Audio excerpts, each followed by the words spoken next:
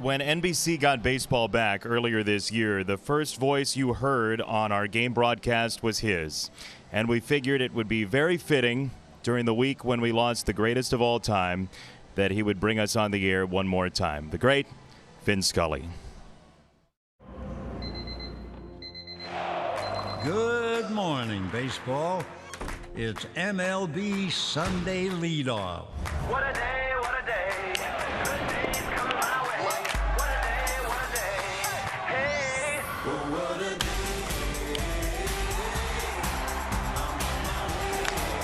Oh my goodness, this is crushed. Line drive, base hit. Book it. We're out of here.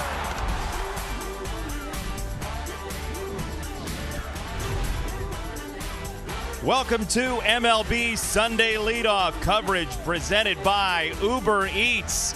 About 2 months to go in the Major League Baseball season, and a couple of teams very much in the playoff discussion. Houston creeping up on the Yankees for the best record in the league. Cleveland hanging around in the American League Central as we come to you from Progressive Field. And we thank you for joining us once again. Jason Benetti every week, joined by experts from each side. Cleveland analyst Rick Manning, Houston analyst Jeff Blum. They both played for these teams. And Jeff, I want to start with you. This Houston team has hit the ball great this year, but the pitching has just been phenomenal. They've led the entire way, and of course they've got Justin Verlander at the top of that rotation. He's done an incredible job coming off Tommy John surgery, competing for another Cy Young, but the guys behind him are equally as good. It's just been a process of passing the baton and competing with each other, going out there, going deep in ball games. They've thrown the most innings, and they've got the lowest ERA in the American League, and what that does is it sets up for that Astros bullpen that has been absolutely lights out. Dusty Baker has a couple of luxury items out there, and Ryan Presley, Rafael Montero, Hector Neris, guys that want the baseball consistently, and they love pitching in high leverage. Luxury items. Believe it. Sounds very nice. High-end relievers. Rick, every time I'm here, I wonder why teams pitch to Jose Ramirez. I really don't know. He is one of the most underrated players, I think, in all of baseball, and he is certainly the heart and soul of this Guardians ball club. Jose Ramirez, all he does is go out there and hit third every day in the lineup. He's third in MLB in RBIs. He's got 60 extra base hits. He is going to garner some MVP votes when it's all said and done. And when you come in here, there's always an X next to his name. Don't let this guy beat you. If he does, it's your own fault, because pitch around him. He hasn't had a legitimate fourth hitter behind him all season long. And why they continue to pitch to him, if guys get on base, then sometimes they have to. And they certainly do. As we go downstairs, and Ahmed Fareed with Alex Bregman. All right, thank you, Jason. Congratulations first in order to Alex Bregman. Birth of his first child, the son, Knox. So first question, how's Knox doing? How's mom doing? They're both doing great, healthy, happy. It's been awesome. Been FaceTiming them nonstop, so it's been cool. You've been happy and healthy at the plate since the birth of Knox. 7 of 18, I think, is the count here. So do you feel like you're playing for something bigger than yourself here, and it's helped? Of course, few base knocks. There we go. Oh, is that where the name comes from? No. My wife picked it out, and you know, it's been awesome. It's been a blessing to be able to just witness that happen, and then now have our first child, and we love him so much, and it's been so much fun, and definitely playing for something bigger. Talked to Joe Espada just before the game, and he said this might be good for you. You're a guy that thinks baseball 24/7. Maybe this gives you something else to think about too. Yeah, now we both get to think it 24/7 together, so it'll be fun. And his mom and him are watching the game at home today, so hi guys. Thanks, Alec. Take care. Okay, so that is exactly the answer we thought we might get from Alex Bregman. When confronted with Joe Espada, said, you think baseball 24/7. He said, Knox can think about baseball 24/7 with me. I wanted to ask him the origin of the name of Knox, because there is terminology in that dugout. When you go out and get a hit, you get a knock. Yep. If you get a multi-hit game, it's getting knocks. So I wonder if that has anything to play into it. But very interesting. And, of course, Alex Bregman, one day after his child's birth, is on the field. Of course he is. I mean, you've been around him a lot. How baseball-ish is he? He's to the extreme. He's the guy that's going to be taking swings in between at bats, up in the tunnel. He's also the guy, when you're hanging around the cage, you can have a mild conversation and get into it a little bit. but within about 15 seconds, he's going to be asking you to watch his swing and what do you see with his swing and what he could go out there and work on. But he's an absolute workhorse and probably one of those guys that you don't like seeing playing against you. But if he's on your team, you absolutely love it. Bregman in the 4 spot today, and he'll be batting behind Yordan Alvarez. And we nearly, guys, made it through an entire open not talking about Yordan Alvarez, but here it is. It's hard not to. This guy is an absolute dream when he steps into the box. 6'5", 240. He brings every bit of thunder that you think he would, but at the same time, he's one of the more disciplined players in all of baseball. That's why I believe his OPS is consistently over 1,000. It's a lot of the slug, but it's also the same time. He has the ability to lay off pitches on the edges, not chase outside the zone, which leads to a lot more walks. But at the same time, when pitchers get frustrated and get in the zone, he usually has some pitches he can put the barrel to. You talk about a guy that fills up the batter's box when he's in there. He's a beast. Yeah, he is a beast, and he's never out in front. Boy, he is about as patient as you will ever see a power hitter. He's got that presence, right? I mean, he just, no doubt. You can sense him in there. When he digs into the box, he will take the first pitch, or if he decides to take the first pitch, watch him. He will not leave the box. He'll just leave that left foot anchored, staring out at the pitcher. Don't we wish more hitters did that? Right? Keep their toe in the box and not get out. He is a beautiful example of everything. He's ahead of the curve because when the pitch clock comes next year, very likely, or hitter's clock, whichever it turns out to be more of, he's going to have been there first. As you see the home run leaders in Major League Baseball, Aaron Judge, Kyle Schwarber, Yordan Alvarez. And here is the Astros lineup. They are 3rd in baseball in home runs. Joe Espada is the acting manager. Dusty Baker out with COVID. And Blummer, you watch these guys every day. Trey Mancini is an addition that gives some depth and flexibility to this lineup. Yeah, we knew he was going to be versatile, can play left field, can DH, can play some first base. And we knew that there was power in there. Was a little frustrated this season out there in Baltimore when they moved that fence back a little bit. We actually projected that 11 and more of his batted balls in play out there in left field would have ended up being home runs at Minute Maid Park. And guess what? First 3 starts he had, 3 home runs. Yeah, not a surprise considering his numbers in Baltimore. Arch, Tristan McKenzie, 25 years old. He's kind of turned a corner this year, it feels like. Well, he is. You know, he's starting to mature. He just turned 25 last week, and he's going to be making his 20th start this year. But when you look at Tristan, he goes out there. He never gives up many hits. His whip is very good. His only problem, he's allowed 18 home runs. 12 of them have been solos, 2 2-run home runs and 4 3-runs. He's just been one of those guys. He cruises along. If he walks somebody or they get a hit, he's just had the mishap of giving up a couple of 3-run home runs lately, and it's cost him a game. StatCast presented by Google Cloud. He really is a 3-pitch pitcher.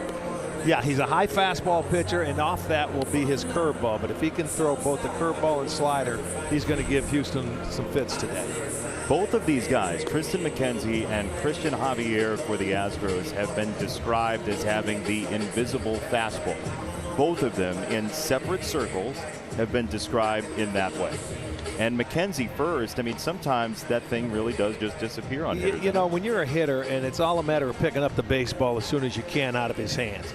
And a lot of times you don't out of some pitchers' hands. And I think the 2 guys that are going today, hitters have a tough time getting it. And next thing you know, it's by you. And it can only be 92 miles an hour, but it's that spin that they use and they put on the baseball. No, you're absolutely right. I like the high release point, too. I feel like guys have a tough time picking that baseball up. But if they do have that high spin rate and it doesn't have that traditional trajectory towards home plate, you'll see a lot of swings and misses underneath under fastballs from Tristan McKenzie and Christian Javier.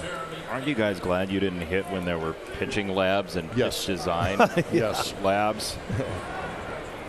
Well, yeah, you see it and you hit it and you get after it. And games were quicker. As long as you see it. That's right. That's the problem. Well, you'll see something, maybe 1 or 2 of them. Here's Jeremy Pena to lead it off. The finale of 4 between Cleveland and Houston. And Tristan McKenzie's first pitch is one of those fastballs swung through by the 24-year-old Pena. I think what's more amazing is that these guys today, McKenzie and Javier, pitching 92, maybe topping out at 95. But considering how everybody's max effort 95 plus these days, they're rare. 0-1 pitch lifted to left. Stephen Kwan back in the lineup for Cleveland, and he makes the catch for the first out of the ball game. Cleveland defense, Rick? Well, let's check it out. Quan is back in the lineup out in left field today. He missed a day from fouling a ball off his foot. Miles Straw is in center. Oscar Gonzalez over and right. On the infield from third to first, it'll be Jose Ramirez. Ahmed Rosario is at short. Andres Jimenez at second. Owen Miller is at first. And Luke Maley doing the catching. One down for Diaz, who takes the first pitch high, ball number 1. Jose Altuve getting the day off, scheduled day off today for the Astros star. That'll be nice. Day off today, day off tomorrow for the Astros. A couple of days to unplug a little bit. Popped up third base side. Jose Ramirez as the ball cuts through the 68% humidity today. Oh, come on, that's nothing. Well, you live in Houston. I'm enjoying this. It's hot for us. He's loving it. It's a vacation. Yeah, Jeff's like, hey, can I add a tie maybe, a cup of sweater? I thought we had to wear jackets the whole game. Friday and Saturday you did. We didn't. Didn't sound like Gordon was having a problem with it down there. No, Gordon played for the Sox. He doesn't wear socks, though. Two down for Yordan Alvarez. He should have been here Friday night. We were giving away socks. Not Friday night.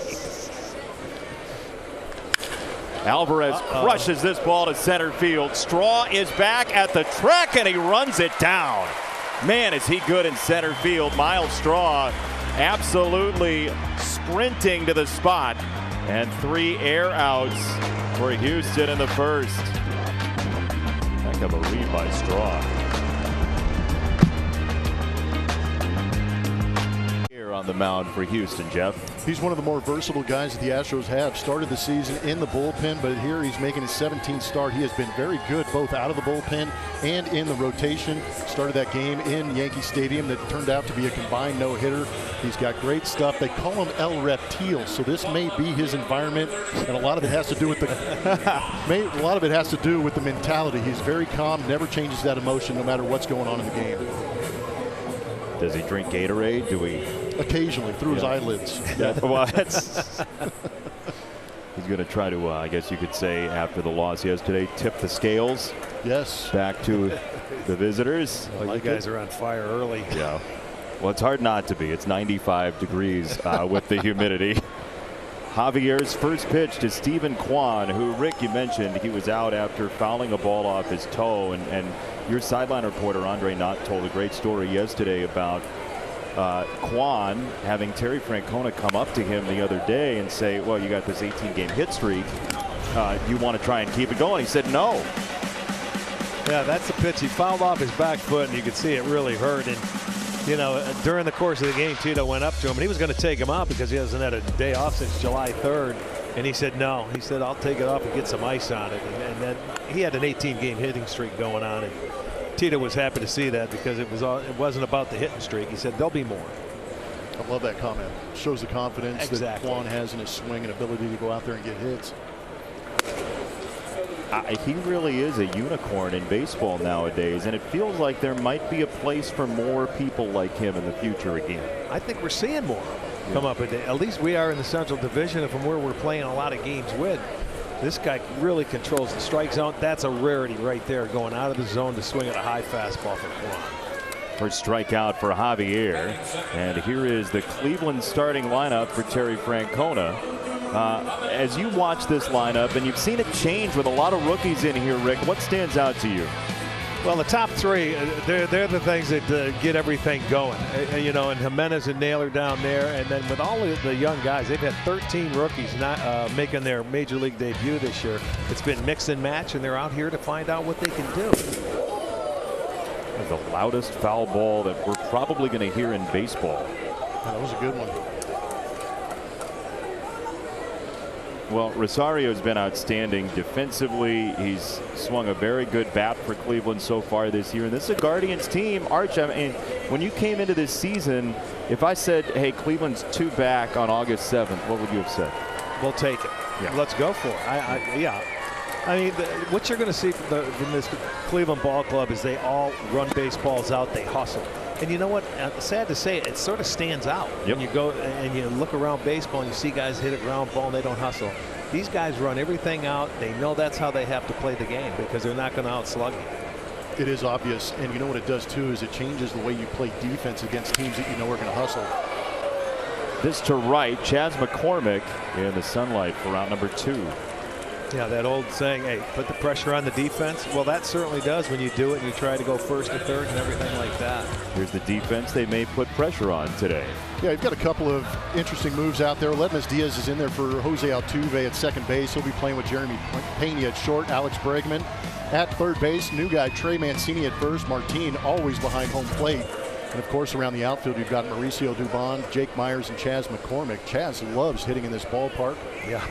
But you've got a couple of Swiss Army knives in Mauricio Dubon and Ledmus Diaz who can fill in and give guys days off. By the way, you mentioned Trey Mancini. We will be joined by Trey from down on the field. He'll have a conversation with us from first base in the bottom of the second inning. Yeah, they wouldn't let you do it in the first because Ramirez is up. Exactly. Be on that pull side. We got to ask Trey about those sunglasses. That's a good look down there. That looks great on him. Are you saying it wouldn't look great on me, or was that a cheap shot here? I mean, since you said it. To right field toward the corner by Ramirez, and this is down and fair. He's on his way to second. It's another extra base hit, the 497th in his career for Jose Ramirez. And his 36th on the year, and he's a dead pull hitter, and he caught a breaking ball here from Javier, and it's down and in, and he likes it down there. Just pulls it again down the line. And I feel like he's seen a lot of off speed in this series too. He got a good one to hit right there, stayed on it. You know, he's one of the few guys that will sit and look off speed because you have so many young hitters in that lineup. They won't. They pretty much sit on the fastball. Well, and you talk about Jose Ramirez probably has to have a different approach hitting in this lineup because he is so well respected but doesn't have that true protection behind him. Right, exactly right. Day in and day out. Well, that's when you want to face it. 2 outs and nobody on. First base runner of the ball game after a 5-pitch first inning for his pitcher Tristan McKenzie. And now Josh Naylor, who takes a first pitch fastball a little bit up, according to the plate umpire Bill Miller today.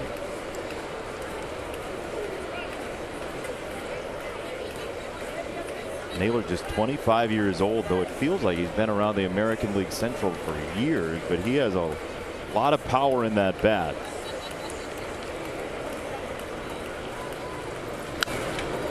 When he says he's upset, when he stays within himself and doesn't try to swing too hard, he's very good because it's just natural power, and he'll use the whole field. That swing right there, you see him, he wants to hit one out or he wants to do something a little different. He didn't catch up to that. Got to ramp it up for national games. Come on. Yeah, that's true. Impress the fans. You got to ramp it up, but you got to ramp it up early. We show up here at noon and 11:30 Eastern time. Yep. That's a different cup of coffee. It's like the old 10 o'clock B games in spring training. It's amazing when we start to talk to managers every week. I mean, everybody's got a story of like either a B game or a 10:30 in the morning game in the Texas League or something like that. That, you know, and some managers weren't the stars on their team, so like the star gets a game off, you're playing that day. Oh, these were definitely games I'd be playing in. Yeah. 1-2 misses in. 2 balls, 2 strikes. Who was the guy that took the games off that you jumped in the lineup for? Oh, it'd be a Morgan Ensberg or a Craig Biggio, Jeff Kent, guys like that. Yeah. Baggy wouldn't take those games off, but it would definitely be a Biggio or a Jeff Kent. Morgan Ensberg got me a couple of times, even though he was younger than me. Yeah, see, that's a problem, I feel like. But he was way better, so I couldn't argue too much. Yeah, you get 4 at-bats in a game. That's fun. It is fun, actually. Unless you show up and it's Tim Hudson or. Well, that's usually the games they take off. That's right. A couple of things going on there. Wonder what he throws him here on 3-2. Javier to Naylor. Go high heat. Slowed it down. Ooh, we went to the slider and struck him out. Ramirez stranded at second base. Top 2, no score, Astros and Guardians. Willie Geist sits down with the biggest names in news and pop culture. Next week, catch his interview with Academy Award-winning actor Ariana DeBose on NBC and right here on Peacock. And of course, you can always watch Today every morning on NBC. Rick Manning, Jeff Blum, Jason Benetti along with you, and a pyramid of soda here at the ballpark. That's different. We used to seeing the snakes out in Chicago, aren't you? Well, until somebody tells them they can't do it anymore. Right. I would have been so mad as a kid if I made a big cup snake and somebody took it away. Knocked it, yeah. I didn't know they did canned soda actually at the ballpark here. I didn't either. That's the first time I've seen it. I'll tell you what, that's an electric start to the ball game for those kids down there. Yeah, they won't big be of a pyramid going, right? There you go. How early did they get here and start building? I don't know, but I'm surprised they're sitting down. True. That is the best part of coming to a game as a kid, because it's the whole world, your playground here. 100%. What were you guys like when you were a kid running around the ballpark when you came to games? I would chase foul balls in the minor leagues. I never saw a big league game. I think one time when I was like 3rd or 4th grade. Really? Yeah, because I was in Niagara Falls. There's not many big league cities around there. Swing and a miss. High heat for Bregman. McKenzie is cooking so far. 4 up, 4 down. Yeah, I was an LA kid, so I spent some time in Dodger Stadium and going to watch at the time, California Angels. And I did the same thing. I was just chasing foul balls and fly balls. It was early for batting practice, and then would make the trek up to the nosebleed seats before I try and sneak back down. That's right. Did y'all keep score at games? You want to know something crazy? I did not keep score of a game until I got the job as a broadcaster. Bingo. Really? Yeah. Me too. Isn't that crazy? Yeah. We don't keep score because you remember it in your head. That's the fascinating thing. You remembered everything. Yes. Trey Mancini into center field. Well, I didn't play, so I had to write it down. I'm the guy in the booth wearing the glasses, so I learned how to keep score at an early age. We wear glasses, but we don't care if we don't see. You guys take care of the replays. I'll do the live stuff. Trey Mancini is such an interesting ad for this Astros team because he was such the heartbeat of that Orioles team, and he gives you so much versatility as well. No, and there's an X factor with him. That mentality that he brings. It was great when he came over because he came up 6 seasons with Baltimore, had a wild card appearance in 2016, and he referenced that in his press conference when he came over to the Houston Astros and how excited he is to play some meaningful games. And he talked about that 2016 game up in Toronto, the electricity, the emotion, playing under that environment, and he's really looking forward to it. But this is a guy who's going to mesh in any clubhouse, especially what the Astros bring. But he got a hit. He's going to be a lot of fun to talk to next inning. Yeah, we look forward to that very much. Like he that, hasn't right? stopped hitting. That's right. That's the truth. He actually kept him in the ballpark. Yeah, that's a bonus. 0-1. By the way, from the desk of legendary statman Tom Bochenek, 11 pitches, 10 swings by the Astros so far. Trying to get aggressive on him early, yeah. Trying to attack that fastball. Yeah, stay away absolutely. From the They're a good fastball hitting team. They had, Yep. 3 knocks off Class A last night, and his fastball is probably one of the best in the game. So they can hit the fastball, so why not go after it? So knowing that, what's he throw here? What do we got here, 0-2? Whatever he wants to set up for his next pitch. Set up outside. Little from slider maybe. No, he went heater. Oh, look out. Wow, close. Right next door, Gordon Beckham sitting up there. It was close. It was. Gordon's got the highest chair in that booth. He looks like he's the king of the castle. What are we doing over there? I'm not going to say he needs it, but you might. Oh, little Gordon over there.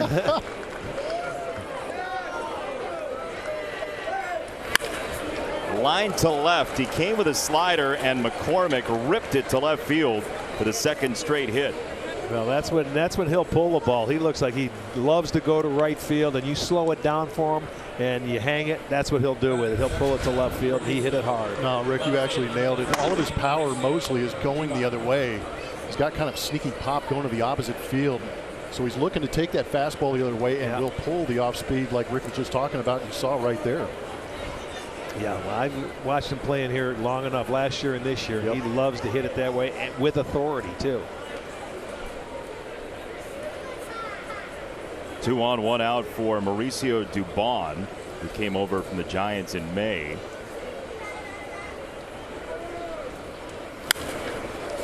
fouled hard again. Continue to get after it. I wonder how McKenzie adjusts to that. Well, we'll see. Maley's caught him 10 times in his 19 or 20 starts. So they got to make an adjustment. We'll see if they start slowing it down. Now with guys on base, we'll see if we see his curveball. Because that usually takes him off, you know, the high fastball, because it starts up at the same elevation as that fastball, and he can bounce it right around home plate, and you'll see a lot of swings and misses on it. I actually like where he's locating the fastball. He's been consistent up there, so it forces the hitter to raise that eye level like you're talking about. But he's got one of those old school, true traditional 12 to 6 on the clock breaking balls. One you've been throwing since you've been a kid. Yep. But he's staying with it. I think Maley's just saying, let's go. They may be sitting breaking ball once they get to 2 strikes. I think he's thrown 1 ball so far. 1 taken pitch for a 15 out of 16 strikes. Yeah, that news travels fast down the lineup. Go in there and get ready. Be ready to swing. Look, Astros have an off day tomorrow too. You get yourself into the off day pretty quickly. Not complaining. It's inside for a ball, 1-2. But that's got to be the equalizer too. If you're going to stay with that fastball, you got to go inside. You can't just stay up and away. You got to pitch him inside and at least maybe get that toe out of that toe hole. How fun is it when you do see guys that can pitch in effectively these days? You don't see many, right? I feel the same way. There's that slow, and he left it up.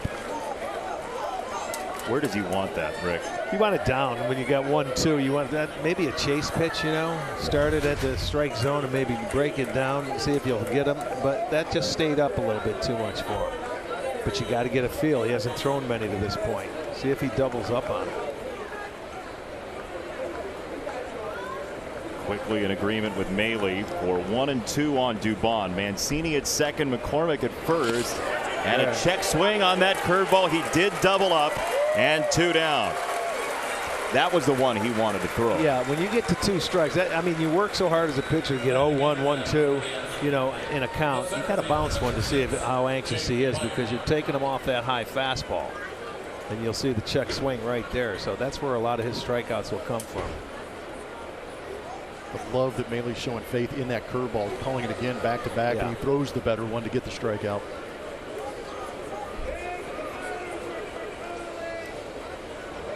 Two down for Jake Myers in the 8th spot today for Houston. By the way, I'm told we will have Trey Mancini at some point during the game, and the plan is for the bottom of the 2nd inning. But he is at second base, so our audio person's not going to run out onto the field and mic him up in the middle of the game. do that. He should.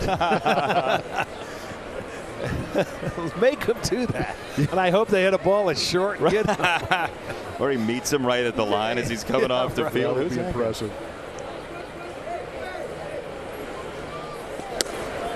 Oh, 1 slider, checked his swing, didn't go. 1 ball, 1 strike. Great day for baseball this Sunday afternoon in Cleveland.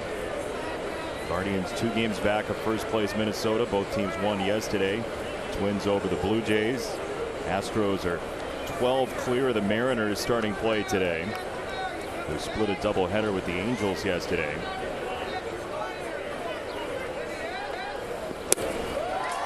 That was an awkward swing, and you see the bite on that slider creating that swing. Well, talking with Francona today, he was saying that slider really adds to it too. You know, it takes him off his fastball when he throws it. So if he could throw that slider and the curveball, that's going to be it could be a tough day. It'll be a real tough day if he's able to keep that slider in that position too. Right. Strike to ball. Bingo. 1-2 coming. It's a heater inside. 2 balls, 2 strikes. I mean, that's effective. Yeah, that's a great pitch inside. We talked about the slider and the curveball. Typically, those slider and curveball will be on the outside corner to right-handed hitters. You start to lean a little bit and then get 93 off the letters. That keeps them honest, baby. Yeah. That's what it's all about. Keeping them off balance, keeping them in the rocking chair.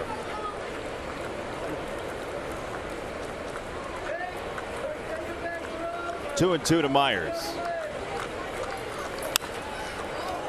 high in the air, back of home, and Mailey has no play. He didn't see it at first, I don't believe. Well, most catchers won't. They'll lose a lot of balls when it goes straight up in the air, especially in day games. They don't pick it up right off the bat, and you feel sorry for them. That's why the corner guys out there got to help. Look, he didn't see it. Where is it? Like he's looking for your plane. Get out of here. Well, that's a commercial plane. About 100 people will be on. 2-2. Check swing on a ball in the dirt. He went to the curveball, and it's 3-2. You haven't gotten to the point yet of net guts or anything like that. You know, I did it once, like 5 years ago, for a college football game. Yeah, I mean, if it was like way less expensive, I'd do it all the time. But I guess we all that would be the that would be the we all we'd all have to go in on the group discount to get on that thing. We should have a Peacock group collective. We will. We'll be Let's on get a union together. A condor with flying. 3-2, struck him out. Breaking ball for McKenzie, and he strikes out 3 in the inning. The stuff is electric for Tristan McKenzie. We are scoreless through 1.5. Traded, and he joins us in game in the second inning. Trey, thank you for doing this. Yeah, no problem. Thanks for having me on. What's it like going into a new clubhouse mid-season? Who did you know over there? I mean, I knew these guys just from playing against them for a long time, but nobody on a personal level that much. So I kind of had to meet everybody for the first time and learn everybody's name, the whole staff's name. So it's crazy. You know, I was in Baltimore for 10 years. For a long time, so you kind of feel like a rookie all over again when you get traded. Yeah, how did that feel compared to all the comfort in Baltimore? Like, what was going on in your head? Yeah, I mean, it's crazy. Like I said, you kind of feel like a rookie, and you go through this big adrenaline rush when you get traded over. So it's absolutely wild. Where'd you get the sunglasses? Those are great, man. Yeah. Sorry, guys. I'm having a little bit of a hard time hearing you. Oh, I was just asking where you got the sunglasses. Oh, yeah. So my former teammate, Anthony Santander, had a pair in spring training. So he decided to give me a little flair and give me these. Not quite my style, but I like them a lot. Nice. Yeah. Perfect for a national game. You look great. Oh, yeah. Yeah, definitely good for day games.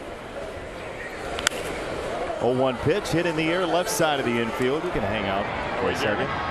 Pena's got it. Well, you got his name. Yo, I got everybody down. I got everybody down pat here. So it's been really fun. Everybody was so welcoming, and I already feel like a part of the team and part of what's going on here. And obviously from afar, I've always had a high respect for the Astros. They've been one of the best teams in the league for years now. So it's cool to come over here and be a part of it. Well, you certainly jumped on it early. 3 home runs in the first couple of games. That had to be a lot of fun. Yeah, it was. It was a blast. You get traded over, you want to get off to a good start, and it was a really fun first couple games, and like I said, just so excited to be here. Isn't it true that you hit two home runs in your first 2 games with Baltimore? Yeah, also? in Baltimore, I did my first 3 games actually, so that was a really exciting start to my major league career. So I don't know, for some reason, right when I go to a new place, I don't know if it's a change of scenery or what, but I've been feeling pretty good. So what was it like that first game in Minute Maid Park? You hit that first home run as an Astro into the Crawford box. How good did that feel? It felt really good. It's always been one of my favorite places to play, actually, as a visitor. It's one of my favorite stadiums. I like playing indoors a lot, so I'm pretty happy about that, and it felt so good. The energy in the park was amazing, and one of the highlights of my career, honestly. It was a blast, something I'm always going to cherish. And a little bit different than Baltimore these days. Yeah. Wait, what's that? A little bit different than Baltimore is these days. They moved that fence on you.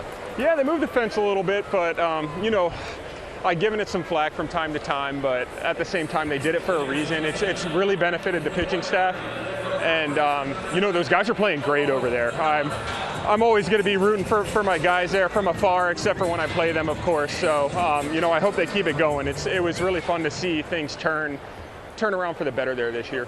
I got to ask about the wheels. Your last hit in Baltimore, we saw the wheels of Trey Mancini. Where'd you get those, bud? That's 16th percentile sprint speed at work right there. That's never going to happen again. Hey, when did you know that might be an inside the Parker? Well, as I was rounding second base, all I was thinking about was I was praying that they called it a hit and not an error. And then I was like, you know what, I can get a home run. You know, power-wise, I've hit a lot of balls this year that I thought were going out that didn't, so I thought that it was a good opportunity to make it up right there with an inside the Parker. So that felt really good. It felt really, really good. And it was a special moment, really special moment with the fans. And the fans there just mean so much to me, and they always will. It's a place that's always, you know, gonna be home to me in a way. So it was just a perfect way to end things in Baltimore. That's 2 face burgers for you that you've given an outfielder. You had one this year and then the one last year too, right? I did, yeah. I think I maybe had one in 19 too. I don't know what it is, if I hit it with a weird spin, but yeah, I tend to hit guys in the face, so yeah, hopefully they don't get too hurt. I don't want to say hello to you afterwards. No, yeah. I want to be extra nice when I get down in the clubhouse now. Hey, what would you normally be thinking about if you weren't talking to us knuckleheads You know over what? at I first kind of base? like it. It's like your body kind of takes over, and you don't really think too much. You don't really think too much. It's also nice that it's been more righties this inning. If, you know, Ramirez and Naylor were coming up there this inning, it would be a different story. But with righties, you can, I don't want to say relax a little bit more, because the second you do that, they hit you one. But it's a little more comforting over here when righties are up. What do you mean by that? Your body just takes over. Like, what are you feeling right now? Wait, right now? Yeah, like, what do you mean by that? I played first for my whole life, so I'm just, you know, letting my instincts take over pretty much. I'm not thinking too much, just getting in ready position and reacting if the ball comes to me. How many conversations have you had with Joe Espada about shifting when you're playing with the Astros? Wait, what was that? Sorry. Have you had a lot of conversations with Joe Espada about all the shifts that you're going to be playing in? Yeah, it sounds pretty similar to what we ran in Baltimore, and as a first baseman, I think that's going out. As a first baseman, you kind of read the second baseman and base your depth where you're playing off of him. So I'm looking at Aledmys right now, seeing how far over he is, and you know, for as far over as he is, I try to gain some ground to the right side and kind of cover this hole, because the righties are much more likely to hit it here than down the line. What do you think of the early start? You feel like a little leaguer again? Oh yeah, I'm surprised that, well, I guess Oscar Gonzalez has his SpongeBob. Oh, I might have to catch this one. Get there. Careful. We good right down there? You all right? You yeah, good? We're good. All right. Thought I had a chance at that one. I thought you were going to go into the dugout talking to us. Yes, so yeah, I thought about it. But no, normally at these early games in the minor leagues, we'd have some 11:30 games, and they'd play the SpongeBob theme song 20 times, and it becomes synonymous with early games. And actually, Oscar Gonzalez has it as his walkout here, which I highly respect, actually. What's the best walk-up song you've ever had, Trey? Oh, best one I've ever had. Mo Money, Mo Problems is actually my favorite song of all time, probably. So I had that for a while. You know, I'd go with that one. Nice. Yeah. Nice. Yeah, big Biggie fan. 2-2 for Miller. Jeremy again here. He's got it. You got it. Hey, Trey, it was an absolute pleasure chatting with you. Always enjoy watching you. Oh, yeah. Thanks for having me on, guys. Thanks, Trey. Later, guys. Thank Anthony for the sunglasses in the pub. Yeah. Coming out. We'll go to the third. No score. Yeah, appreciate it. Weekend, we have 2 big jackpots in the Grand Slam Pick'em game on the NBC Sports Predictor app, and it's free to play. Download the app, answer 6 questions correctly, and you could win up to $25,000. Today's contest closes in the 3rd inning, so get your picks in now. How great was Trey Mancini over at first base? Outstanding. The good teammate alarm goes off all the time when you're around Trey Mancini. It truly does, and we've had a chance actually to interview him a couple of times, and that is who he is. Ramirez gave a little ground and made a very nice play on Maldonado for out number 1. I like that Trey Mancini. I mean, he basically should be the poster guy for doing that, because he enjoyed it. Like, his body just took over. He was free and he was loose. Yeah, you've done this plenty of times. How many times has this guy actually said that he's enjoyed it? Not all the time. Maybe you are that good. Well, I don't think that's true. We've had a couple that would suggest that maybe that's not true. No, we have had great fortune this year to have a lot of guys willing to be mic'd up, and I got to say, There are some great characters and great people in these clubhouses, and I'm glad to see that for our audience. Well, nobody realizes what's going through their mind, but you're into everything. You got to relax out there. Time in between pitches. I mean, stuff goes through your mind. You walk around, you're looking all around the ballpark. You got to stay in the game, but they're still wandering. Well, Rick, 2 weeks ago we had Nick Castellanos on, and he basically said to us it gets lonely in the outfield. Yeah, it does. You're right. I mean, you're walking around.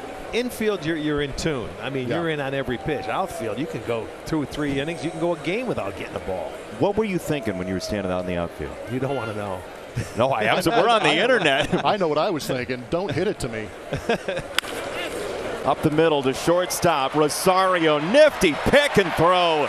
Man, is he exceptional. Out number 2. Rosario, a tremendous defender. He's had a very good series here this weekend. He's been making plays both left and right. He had a couple last night where he popped up and had to make a throw, but once you get to it at short, you don't have a lot of time to stay on the ground. You got to get up and get rid of it, and he did to get the out. Pena can get down the line well. Now, one thing I've noticed is not only does this team play hard, they're incredibly athletic, and especially up the middle. There was a play last night where Rosario actually made the play, but if you're watching behind, Jimenez was laying out to try and make the same play. He just got cut off.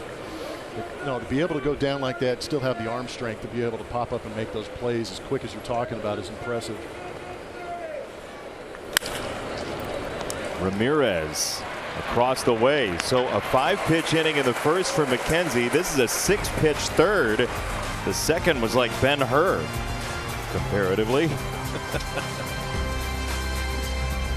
Javier pitch. I call him one of the most underrated pitchers in Major League Baseball. When he's going great, what's he doing well? He's throwing strikes with his unique fastball and slider combination. You know, he's got really good, interesting stuff that hitters don't see that often, so it plays well when he's in the zone.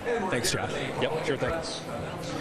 Josh Miller, the pitching coach for the Houston Astros. Joe Espada, the acting manager today with Dusty Baker on the COVID list. And hello to Dusty, who I'm sure is watching somewhere here on Peacock. And according to Joe Espada, as you see the strikeout rate for Javier, third in baseball, Dusty wouldn't be able to make it through the isolation without his music. And we asked the follow-up, what kind of music? He said literally everything, salsa, merengue, all over the map. Dusty is one of the most interesting people in baseball, and we say hello to him and hope everything's going all right for a great man as Alex Bregman rolls into foul ground, and Mancini the pick for out number 1. Isn't it always nice when you get help from a first baseman over at third? You make that beautiful play and you know it's going to bounce, and then he picks it. Yeah, that hang time in the air as you let go of that baseball, realizing it's going to be that tough hop, you're just going, please go in the glove. But Trey Mancini got out there and actually did a good job of reading that pick. But yeah, it's very nice to have a guy like Yuli who's over there consistently leading the league in scoops, and then you add a guy like Trey Mancini. It was also interesting for me to learn that Trey Mancini grew up as a first baseman. Right. So that intuitive instinct to go get that short hop was pretty impressive right there. You know, that's, I think, what some people don't realize when you say, oh, this guy could play first base, let's try him there. Well, until they don't start picking baseballs and things like that, that position's very, very important there. They can save you ball games. Yes, no question. Yeah. No question. And I feel like confidence for infielders too, right? Yes. 100%. No, you put a guy like Jeremy Pena over there at shortstop and you say, okay, go out there and just make every routine play, and then you start to lose a throw every once in a while. But you have Yuli, now Trey over there at first base, and they start to pick that ball. That only increases the confidence of those guys. Yeah, and then they're not afraid. If they know that every throw has to be perfect, that gets into their head.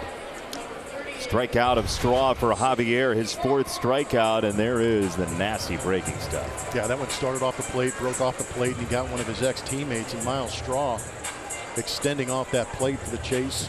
He probably knew he was going to throw that pitch, but still, you get in that batter's box, it changes a little bit from watching him in center field. Isn't that the truth? Sometimes you know that you've guessed right, you see it, yet you still go after it out of the zone. Did you feel that with former teammates? Oh yeah, no question. Yeah.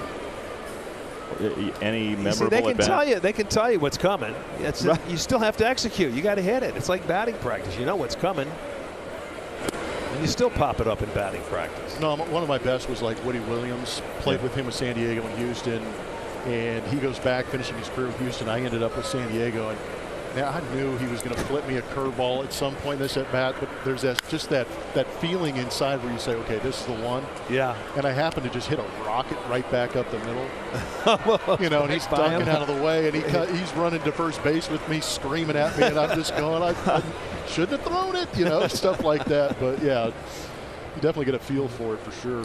That's why you see so many players go back and face their former team they've been with. They're successful because they've got an agenda.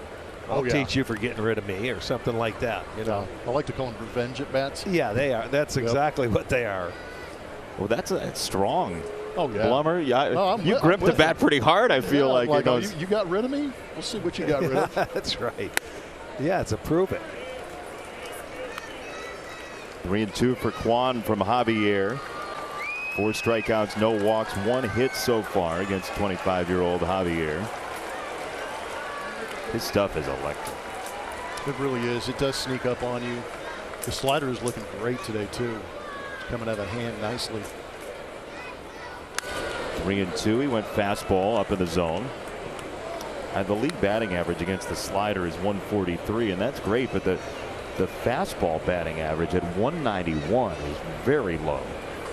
Yeah, in a league where you just assume that everybody hits off the fastball. Into left center. That'll change that number a little bit. Yeah, but that's what this guy does. It wasn't hit all that hard, but placed perfectly. And he's just one tough out. Gonna see it. Gets inside him, but he fights it off. He doesn't try to do much with it. Brought the hands inside. Soft liner over the shortstop head. Looks like a line drive. I think a lot about that Oregon State team when I see Quan play, him and Madrigal and Larnach and Adley Rutschman, Mancini's former teammate. They were loaded. Yes. Rosario takes ball 1 on the slider from Javier. There's a reason they won the College World Series that year. Yeah, if you've got guys like Quan that can hit, Madrigal, and some of those guys back, and they're going to be very good. No, but I think what you're kind of getting to, Rick, is the idea of having that leadoff guy who can command the zone and not try and do too much, just kind of shoot the ball all over the place, annoy the starting pitcher. Yeah. Just be a pest a little bit. 7, 8 pitch at bats. They really are. I mean, and that's what he's done right from outset this year in Kansas City. I think he went, 50 or 60. Couldn't get him out. Maybe more than that. He didn't swing and miss. I mean, he fouls them off, and pitchers, it drives them nuts. Now, I don't care how hard you throw. And then he won't swing at balls out of the zone. Well, the psychology of that, he's got to be able to see that from the pitchers, right? He's got to see that he's making them go on tilt. Yes. But, it's a matter of staying like that and doing what you're capable of doing. He doesn't try to do more than he's capable of doing, and that's just getting base hits and just foul off pitches. Yeah, it's a throwback. Yeah, and he's not a guy in this day and age of OPS and analytics and exit velocities. He can still be that 750 OPS type guy, but it would be primarily because of the on-base percentage. Yes. And that's where the genesis of the analytics basically came, was just getting on base. And you can do it with the bat. Keep doing it. Yeah, set the table for the guys that are going to get paid to drive you in. Right field, McCormick on the trot makes the catch, and that is it. Well pitched ball game. Javier and McKenzie so far. We're scoreless through 3 from Cleveland. He has been pounding the strike zone. I think 15 of his first 16 pitches were strikes. A lot of swings from the Astros. What do you make of his approach? Yeah, they're looking to swing early, and he's looking to throw strikes. I think right now we're seeing a really evenly matched, their guy, our guy, pretty even right now. You've managed so many different teams, veteran teams, younger teams. This is the youngest team in baseball, right in the mix. How much fun you having? When we win, it's fun. When we lose, they don't put an age limit like when you lose or when you win. And I think our guys kind of feel the same way. Thanks, Derek. All right. Rick, you've watched it all year long. It is an interesting clubhouse because you don't really have a whole lot of veteran anchors in there for guys to gravitate toward. But Jose Ramirez is such a good model. He is. I mean, he's not vocal or anything like that. It's just the way he plays. They watch, they follow him. Yeah, it has been fun because you don't see this many young players on a team. And they're going to make mistakes. You know that going in, and it's how quickly do they learn, and you make a mistake and you go from there. Hopefully it doesn't cost you a game. How about all the swinging strikes so far for McKenzie? Yeah. How about no called strikes to this point? To your point about the youth and the trade deadline that Terry Francona had talked about with us before the game, he said, look, some of the deals were marginal deals that we could have made, but why not give one of our young guys a chance instead so we can figure out what we have? They made that commitment early in spring training, and they've stuck to it. Alvarez reaches out and pokes it towards second, and Jimenez roaming on the grass for out number 1. It's a short outfielder in a softball game there. Right? That's Yeah. how He's deep playing they the play. 10 spot there. I don't like it I don't either. at all. I don't either. You going to be okay, Jeff? You all right? No, you just get kind of the shakes and the sweats when you see a guy playing shallow right field when you know you hit a hard line drive and it's a one-hop ground ball out. Out, an easy out, yeah. Oh, my goodness. You see how the Twins helped themselves. You feel like they might did a be, good job. They really did. They went out and got 4 guys, 3 of whom are pitchers that they really needed. And you have to feel like that makes them the favorite just because of the position they're in. They went out all in earlier, too, signing Correa. The former player, the shortstop here with Houston. And they wanted to go from there. And things didn't turn out. They knew they needed pitching, and they went to get some. But you still got a long way to go, and they have to prove it first. But it looks good on paper. Let's put it that way. And the White Sox 3 games back. Jeff, I've gotten a couple tweets from White Sox fans. That's my day job. I'm moonlighting here. That said, how is this not 9 innings of talking to the 05 World Series? You're doing it wrong. So there, I just mentioned the 05 World Series. True White Sox fan fashion. I tell them I appreciate that. They just heard you, and I know they're excited to talk about game number 3. There's Rosario for out number 2 on Bregman. You still get recognized in Chicago? Yes, and gratefully so. There's a lot of great cities around Major League Baseball to win a championship in, but being on the South Side, kind of the underdog in that city, and go out there and bring home a championship was really nice. It was really special, and yes, going back there is always a lot of fun for me. And what a team they had. It was insane. That's, you're talking about that trade deadline, getting traded. I got traded at the deadline in 05, and I went to a team much like Trey Mancini going to the Astros, a team with a massive lead. I'd get traded over there, and they got a 15-game lead in the Central. I'm going, man, if this thing falls apart, I know exactly who they're going to put this on, man. And things got tight because the Indians at the time were playing great baseball. The Minnesota Twins were surging. We couldn't get Hafner out ever. Yeah. It was amazing what they were doing, but it worked out to our favor. And when did you know it was gone? I did not till it got into the seats. I knew I hit it hard, but it's a short porch, low line drive. I put my head down. I knew it was out when I looked up and saw Tim Raines about 6 feet off the ground. He was coaching first base, and all I saw was his back turned to me, and his hands were in the air, and he was good 6 feet off the ground. And that's when, unbelievably, reality set in. It was unbelievable. What was the first thing that hit you? It was when I got to home plate, because everything kind of went dark, and you just kind of touch every base, make sure you touch every base. Gave Joey Cora a great high five over there at third base. But the world kind of came back to life when I hit home plate, and reality, and about ripped Aaron Rowan's arm off on a high five. And I'm going, man, this was incredible. If you've watched the DVD for Chicago White Sox fans, about 30 seconds later, they have me on camera in the dugout, and I just say, wow. That's all I had. Hey, that moment will be with you forever. Pretty awesome stuff, Jeff Blum. No score, bottom 4 from Cleveland. Doesn't discriminate in they/them. The new Peacock original movie from Blumhouse stars Kevin Bacon alongside an ensemble of fresh talent. Stream it now, only on Peacock. That was appropriate, right? That was awesome. Your range is unbelievable. They/them. Blumhouse Productions, is that any affiliation? I don't know. I got to make some phone calls and see if that's part of the family tree and maybe get a cut of that. Yeah, you hope it is. Exactly. They've done pretty good.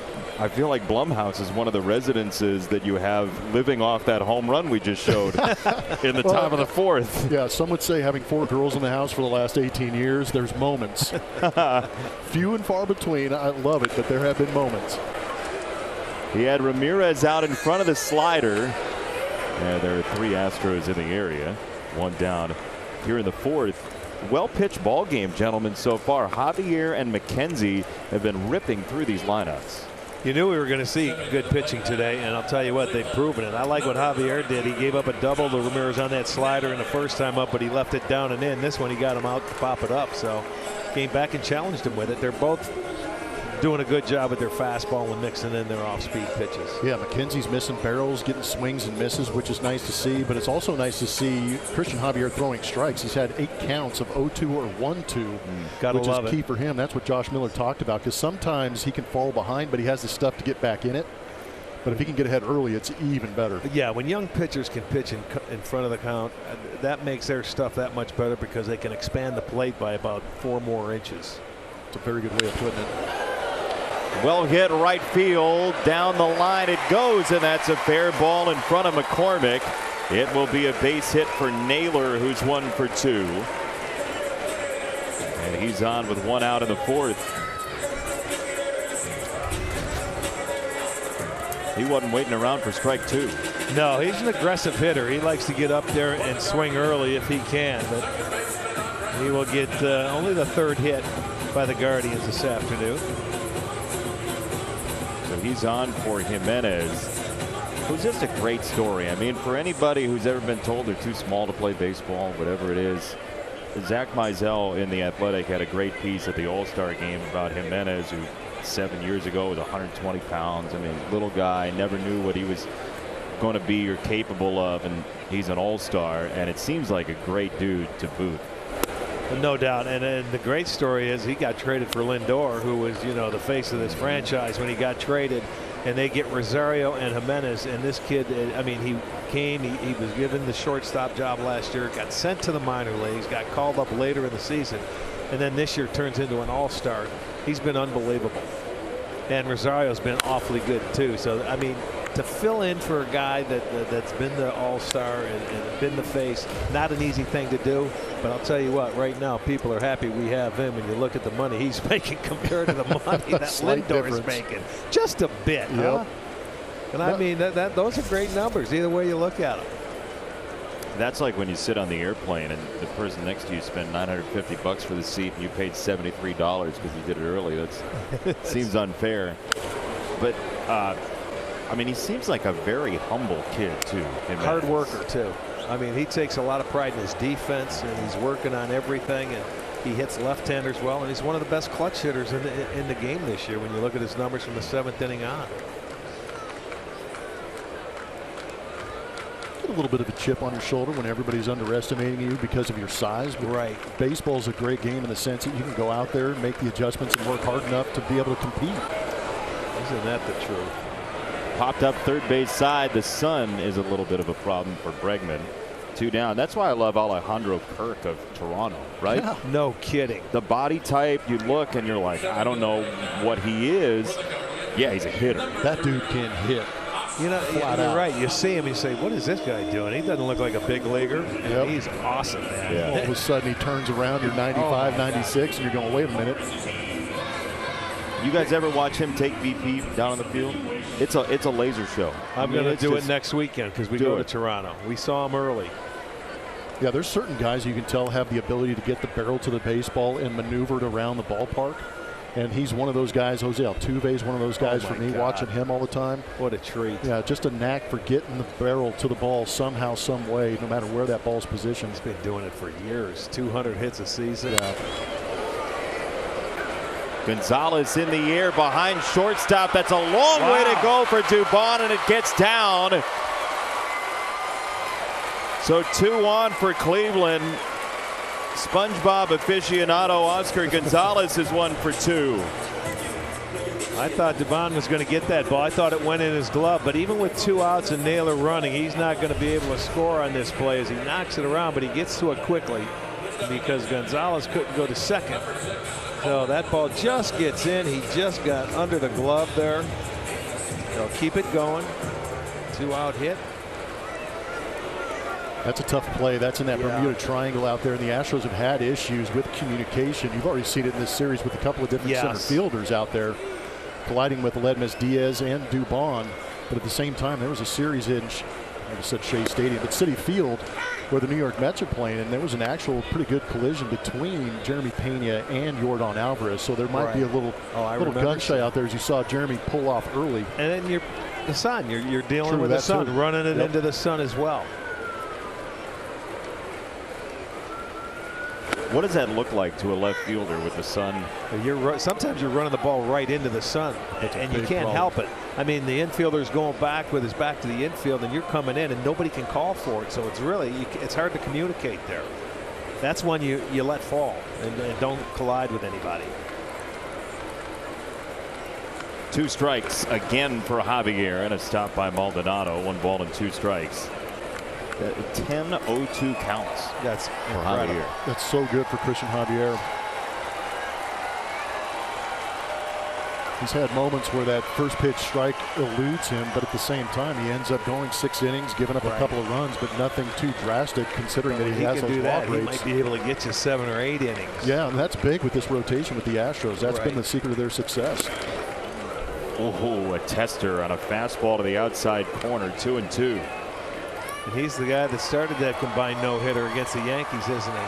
Tell you what, sitting in the stands and feeling the vibe, and obviously having the Astros in that stadium brings on some extra noise. And to have him go out there and pitch 7 innings of no-hit baseball against that lineup was incredible what he was able to do. The fastball was riding up in the zone. The slider was working effectively. Had a lot of chase.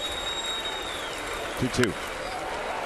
In the air, right field side. McCormick on the move into foul territory, and this is out of play. Yeah, that was, I'm sure, a road trip that people marked on the calendar and said, we got to be careful here. Because not only there, you're going to Citi Field afterwards. What a road trip that was. It turned out to be, going into that series, the Astros were just kind of cruising along. But I think, like you said, Rick, everybody had that marked on the calendar, not just because it's going to be the Yankees and Mets. It's the Yankees and Mets on the road for a full week in New York. New York, right. You know, so that was going to be a test in itself. But this team for the Astros, I've never seen anything like it. The ability to flip the switch and play up to the opponent. Up the middle, second base. Diaz spins it to first and gets the final out of the 4th inning.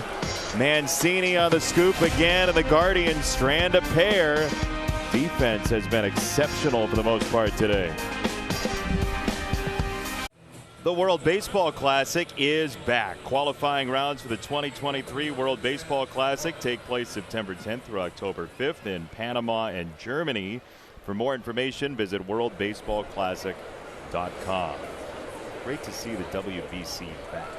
A lot of guys getting to play together on teams and good memories. And Joe Espada was talking to us about just in the offseason coaching Christian Vasquez in Puerto Rico, knowing him from there, and the connections that you can forge by playing international baseball are endless. By the way, hello to Joe Espada's parents who are watching. They watch every game. His mom Miriam, his dad Loli as well, and he was very proud talking about his parents and how much they did to sacrifice to get him his first pair of batting gloves that he remembers very vividly, red and white Franklin batting gloves. The appreciation he has for what they did for him. He says, Mom, if you still have them, bring them out for me. He said she keeps everything. Yeah. His mom Miriam keeps everything, and so he expects they're in a box somewhere. But man, the love he has, the deep love he has for the game of baseball is very easy to see. Absolutely is, and I can attest to the fact that his mom watches every single game, because we had a moment earlier in the season where Joe hits fungos around the ballpark. He's trying to hit him to the outfield, and he keeps getting jammed, rolling over. I'm screaming at him from the booth, and then we get on air. And I said, these guys are surprisingly playing good defense considering the fungos they got earlier from Joe Espada. And sure enough, he finds out about it. He's like, hey, man, what are you saying about my fungos? My mom told me so. Yeah, she's watching, and it's a great baseball family, but Joe's a great baseball guy.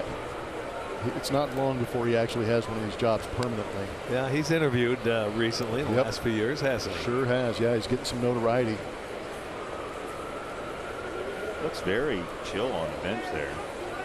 He's got a good presence about himself.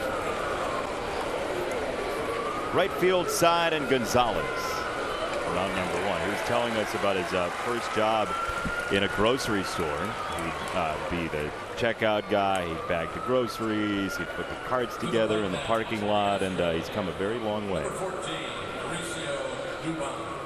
Minor league stories when he was on the road for a month. He was, what was it, 1999? He said he played with Sacramento. Sacramento, yeah. And they had a new ballpark, but the ballpark wasn't new enough. It wasn't done. And so their first month of the season, they were on the road in the Pacific Coast League, where you have to get up and get on a plane every 3 or 4 days. You're nodding, Jeff. Yeah.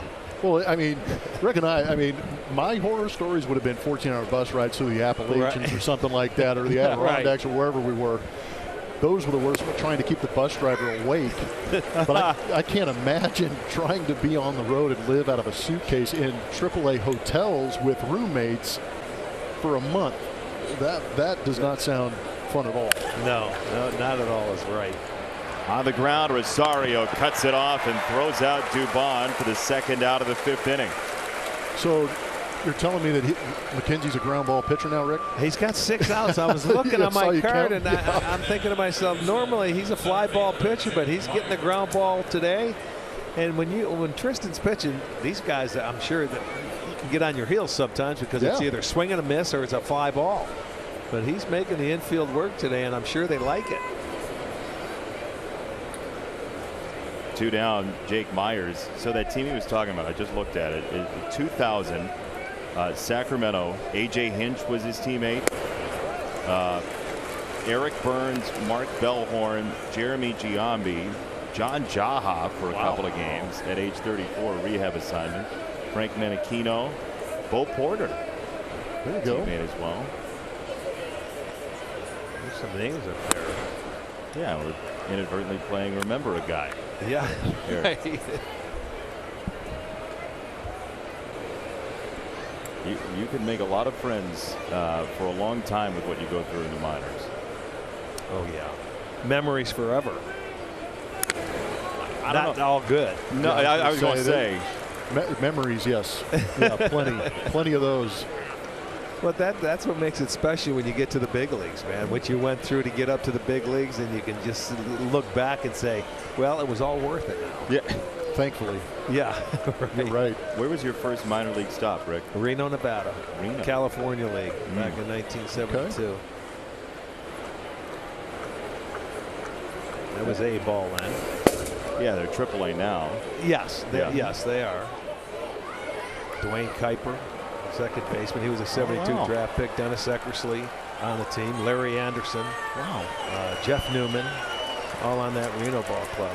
I was the youngest. I was 17 coming out of high school in New York. That's amazing. Yeah. And you went to Reno? Yeah. Well, they wanted to send me to Florida, but I was the second pick on country. I said, I don't want to go there. I want to go somewhere else. That was my only bargaining chip I had. That was an early lesson of leverage. Strike 3. McKenzie has been awesome. He has retired 11 straight Astros. This is a great lineup, and they are quiet. No score halfway home.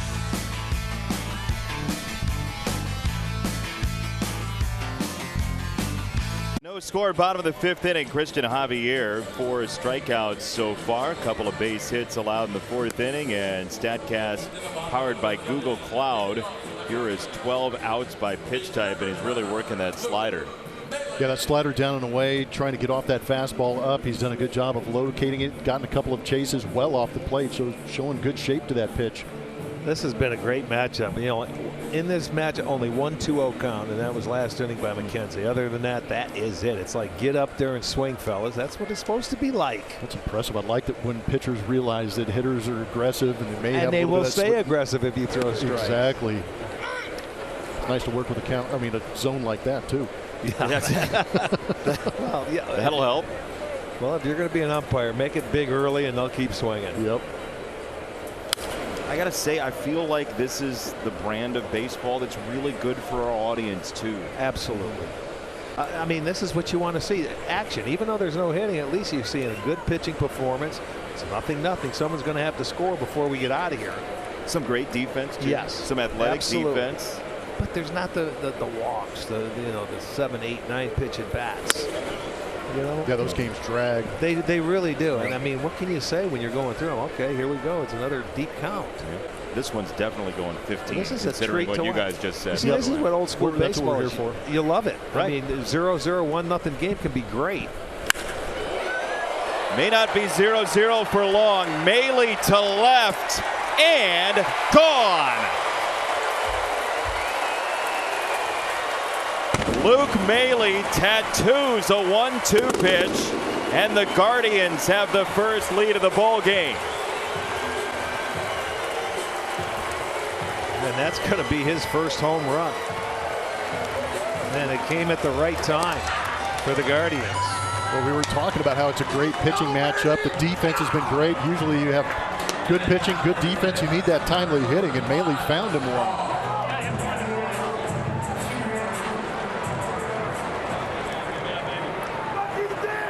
It was on 1-2, and Maley goes deep to left for the first run of the ball game. Breaking ball away for ball one to Straw. Here it is again. It was just a high fastball. Yeah, it looks like that's where they were going to try and attack him too, but Yeah. Maley made the adjustment. He did. He just reacted there in that situation and clipped it perfectly. Luke Maley's first home run, as that ball is hit to center field. Myers is back on it and one away. Luke Maley's first home run since May 20th of 2019. Oh, man. In the big leagues. It was off of David Price, who was pitching for the Red Sox at the time. That is number 11 of his career. And it's a leader here for the Guardians in the fifth.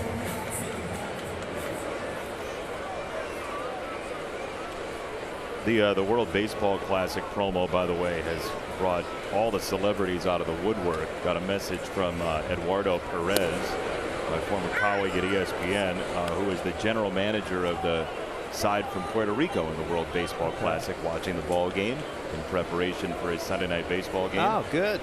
If he's still preparing for games. Sorry, Eddie. That's a tough gig. GM of the Puerto Rican team. Oh, yeah. And nobody to pick from, certainly. Right. The talent pool is really limited. Gosh. 2 strikes on Quan. Did you all ever play internationally? No. I mean, I played winter ball in the Dominican Republic. Yeah. What was that like? It was awesome. It was great back then.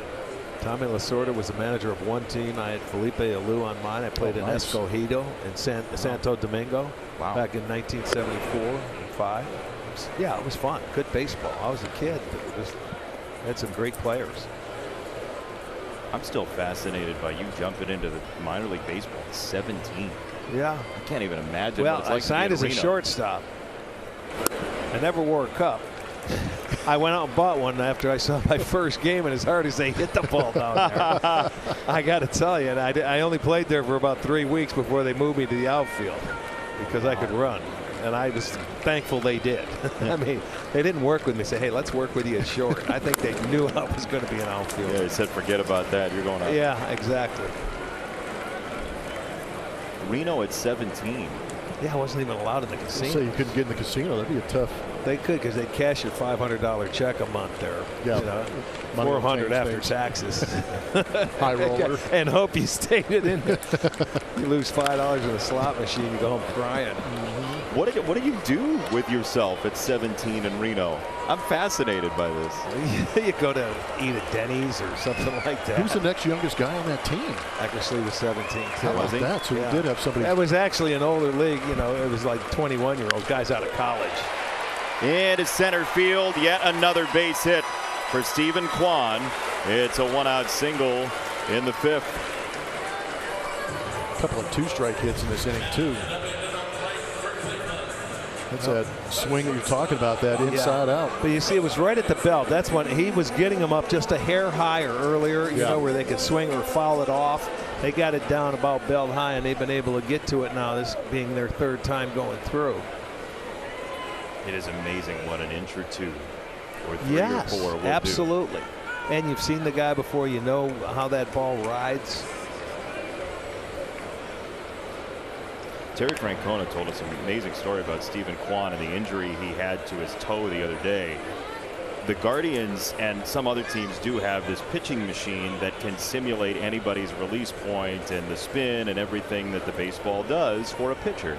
And so you go and you type in the name, and it gives you the pitcher's arsenal and repertoire, and sometimes the tendencies as well. It's a very advanced pitching machine that Terry believes had a pretty big price tag. But Stephen Kwan fouled the ball off his toe against the machine, Framber Valdez. And then against the real Framber Valdez version, yeah, that's right. He put in a couple tokens, and then he fouled the same pitch off his toe in game. And Kwan said, "Well, you know, at least the simulator's right." Yeah, it's consistent. Yeah, for Valdez. I mean, you have one in Houston, right? Yeah, Houston actually has it. It's this video board, and actually the release point can move to whoever you put in there, and they'll have a video image of that delivery coming at you, and it'll adjust the pitch and the same type of spin and break on their pitches, which is fascinating to me that they're able to replicate that. That's a one hopper that gets away, and Kwan advances to second, and he thought about third for a moment. Yeah, that is an advanced level of technology. Oh my goodness, it's crazy. I can't believe they can do it, but they set it up, and you know, you can face the guy that you're facing that night before the game even starts. But I'm just fascinated that it happened once in the cage. Yeah, that hurt. Figured he'd make the adjustment not to do it again, but he faces the guy in real life and does it again. That was unbelievable. When we saw the swing, he jumped up about 3 feet off the ground because that hurt, because it was already sore. I didn't realize that before. Popped up first base side, Mancini in foul territory. If I'm that company that makes that machine, I take that story and I put it on my website. Yeah, why would you? That's realistic. This is how real it is. Yeah. Yeah. That's. We asked Tito as well. Have you hit off the machine? Have you seen the machine? He said it's at the end of the hallway. Yeah, he didn't. We're not doing it. I'm going next week. I'm going to go take a look at it. He's sneaky, really funny. Doesn't he have that scooter? He could hop on his scooter and head down there. He may have to go down some stairs with it. He doesn't want a dirt bike. Second base, and Diaz with the throw for round number 2. Kwan ahead to third. Hey, enjoy the show wherever you are with the MLB app, with coverage of in-game highlights, pitch-by-pitch features, select live broadcast coverage, and more. You won't miss a beat. Download the MLB app today. It is very realistic, but you won't foul a ball off your toe in the MLB app. No, you won't. Next best thing. Which will be thankful. Yeah. I wonder where the technology stops, right? Like I've toured college football facilities where when quarterbacks are injured, they can basically stay in tune with the game plan for the week by watching virtual reality of the simulation of the defense that they would face. That's what they have now for sports, and leads up into it. It's out of. I can't comprehend it.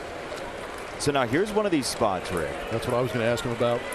You got a runner at third, 2 out, Ramirez at the plate. Just be careful. Go at him, you know, and see if he wants to swing at your pitch. If you don't, and you don't make your perfect pitch, then you may happen to walk him. Well, he did that on the first pitch. He swung at that slider down in the dirt. Yes, because he's looking for a breaking ball. Exactly. He got a hit on it. He popped up on it, and he's staying right with it, which I sort of like. Yeah. But don't think I'm okay and try and throw him a high fastball, because the ones he's been throwing are not high enough right now. So just there you go. He's staying with that pitch. And if you make a perfect pitch, live with it. And if you don't, that's okay too. The thing is, though, I did the same thing with Alvarez. Just flip it around to the other side. I do the exact same thing. Yeah. Exactly. I mean, it's easy to sit up here and see it. It's when you're out there competing, it's a totally different animal. And you want to get the guy out. Yeah, I can't imagine being the pitcher saying, just don't make a mistake out of the because that's when you make them. Yeah, exactly. There you go. He did a great job there, getting the fastball in there. And that does get the job done. Bunch of breaking balls into a fastball. The Guardians take the lead, though, on the Maile home run. 77 feet. If only he had hit it another 134 feet, he would have tied Jim Thome for the longest home run ever in this ballpark. July 3rd, 1999, 511 feet. Ahmed Fareed, Gordon Beckham, out beyond the shrubbery, which has grown since then. Shrubbery has grown since then. Take you over here, Brett, if we can get a shot. a bronze marker for the spot where that Jim Thome home run landed in 1999. Gordon, as we begin the top of the 6th inning here, you played with Jim Thome for a year when he was in Chicago. Yeah. What was he like? Yeah, Big Jim, great guy. So I was a rookie, didn't want to say too much.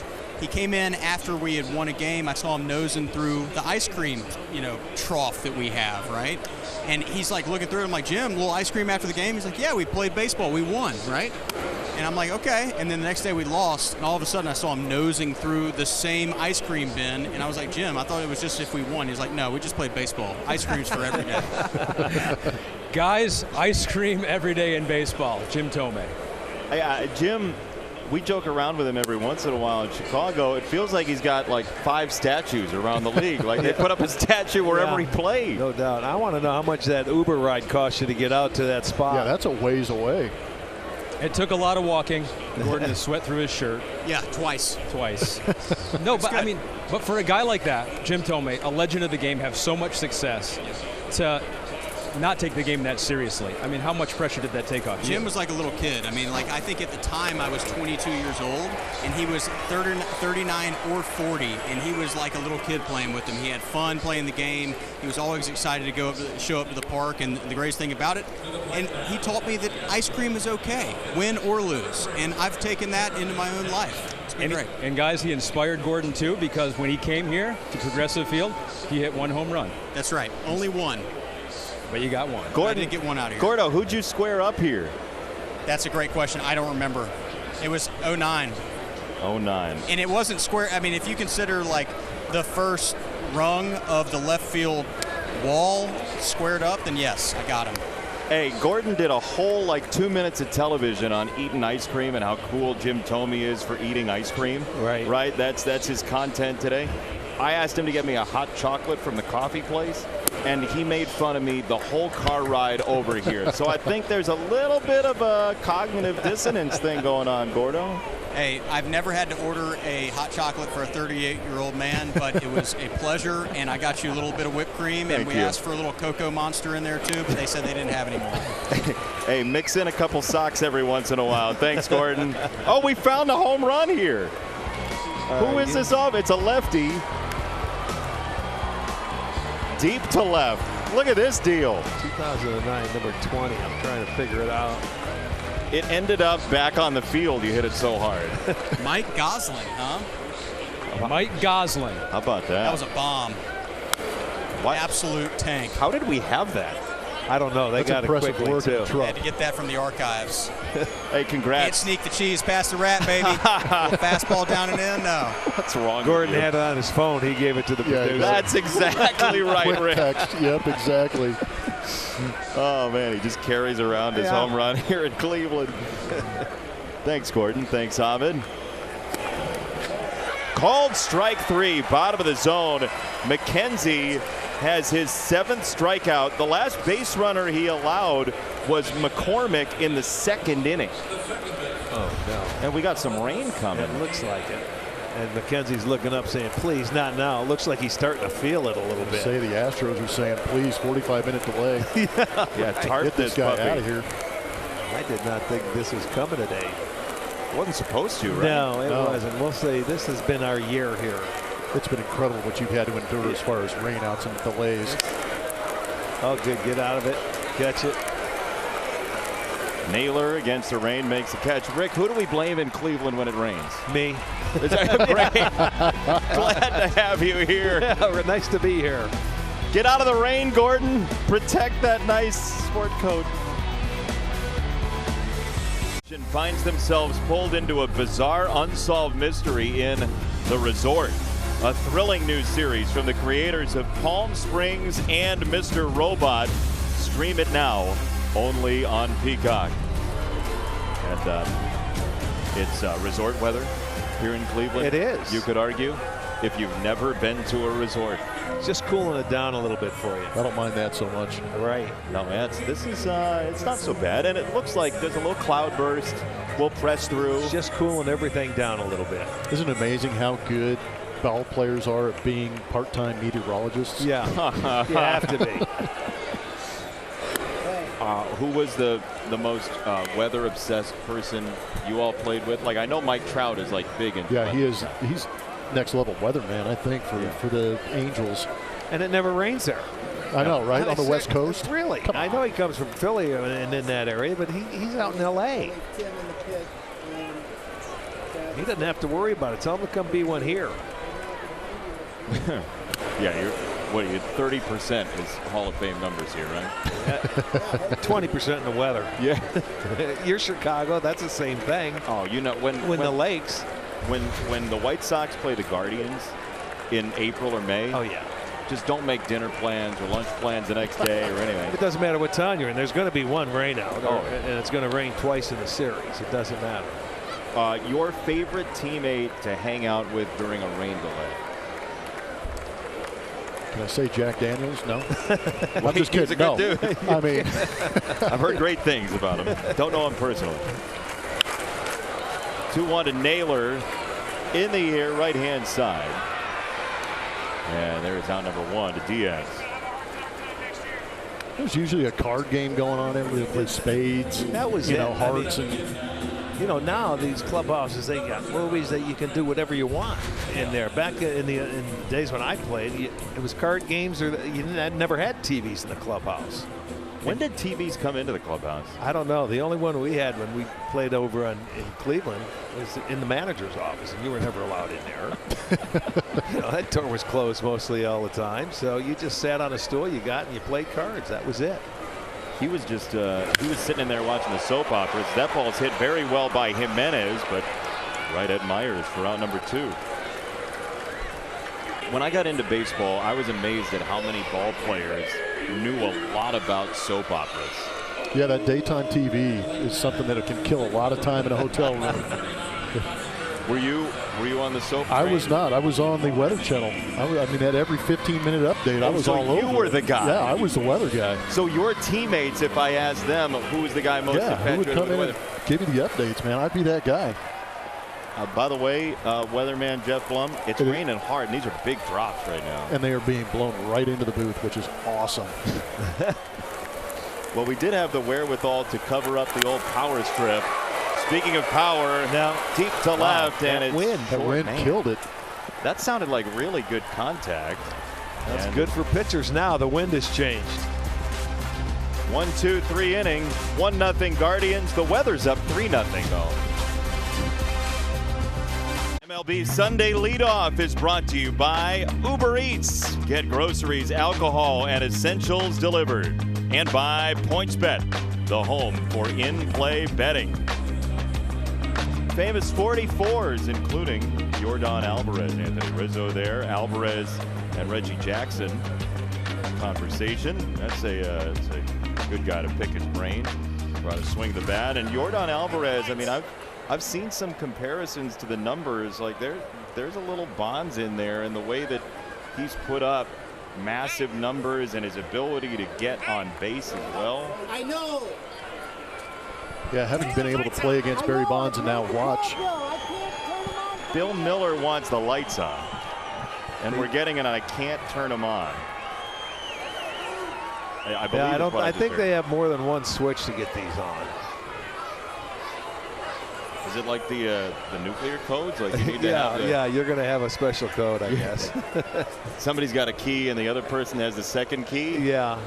And it's not that easy. I don't know if it takes time. I can see a light out in right field. You see that's coming on. I don't know if it takes them a while to get turned on or not. There's one single light on. That's all they need. Like it's a lighthouse. Turn on the light. Yeah. The Astros are hitting. There's plenty of light, right? Well, and by rule, they can't turn them on in the middle of an inning. Correct. And so it's now or never basically on the light tower. But that one light in right field serves as like a beacon, right? It's like the old man in the sea. Yes. Beyond the right field wall. Tristan McKenzie so far has been fabulous, Arch. Yeah, he really has. He's been on point all day long. He started out early with a lot of fastballs. They were swinging early. Kept pounding the strike zone, then he mixed in that curveball and changeup, and he looks like he's getting a little bit stronger as it goes on. Then that rain comes around, and he's going to have to wait, and he wants to keep rolling. He doesn't want this thing to stop because he's got a feeling, and they're on now. Here we go. Yeah, lights are on, and they're getting a big old round of applause. And I will say, I think the one light that was on is out now. I'm not even joking. It had the power surge, so it had that's the one that went on. The light tower, there it is. There it is. The light tower above Jim Tomey's number. That was the light that was on, and now it's off. And it looks like it's almost turning its nose at us for talking about it. It might be. So much. It takes all the power from every other light standard to get that one light on. I mean, I know Tomey hit the ball 511, but it didn't hit that light. Going Roy Hobbs on it. 2 strikes. And Alvarez hits this into right on a line. And Gonzalez for out number 1. I am really proud of our team here at MLB Sunday Leadoff every week, and we have new announcers every week. It's amazing how quickly we shifted into all hands on deck mode here in the booth. That was very good, wasn't it? Yeah, I mean, Blummer was on the towel cleanup duty, and Arch, you were moving monitors and everything. Yeah, we had to get the camera in. The wind changed on us. It was blowing in. If it was blowing out, we were fine. Yep. That was amazing. Jeff turned into the stage manager for a moment. He was like the middleman for Bix over here to hand me the car. I looked over. It's a team effort. We have these cards for the billboards, so I know what sponsor it is. And Blummer was handing me the card. Well, that was after I hit it under my notes. Thank you for that. To third base, Ramirez gobbles it up. High throw in a game of tag. That Miller ends up winning over there for out number 2.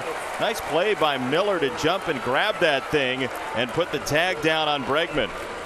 Yeah, he had time with that throw because he wasn't down the line. That's a muddy track right now, but it was up the line. He gets the out, the second one.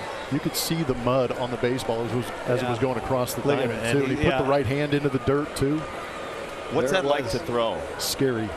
Yeah, you try and keep it as low as you can, but I feel like every time you try and get it low, it slips out and ends up being high. Exactly what that did. Pretty good play by Miller to recover that. Look at that. What a quick inning. Tristan McKenzie is absolutely rolling. On the catch. Plummer put in another invoice for the stage manager. Oh, yeah. He's got to get paid more. He gets a bonus. Shop.com. Check out the largest selection of authentic caps, t-shirts, collectibles, and more. Outfit the whole family with your favorite team's gear at MLBshop.com. Happy birthday to Slider, the Guardians mascot. Kirk Meyer, our researcher, sent me a note that it is Slider's 32nd birthday, but I don't know where he found that. Is there like a mascot birthday registry? That's a good question. I don't know, but I know if you times 7, it's almost like dog years. Oh, is that right? Yeah, that's how old he is now. So he's actually like 214, something. Yeah, like something like that. Yeah. I don't. Where he found that or dug it up, I don't know. Unless what is Slider? Yeah, what is the better question?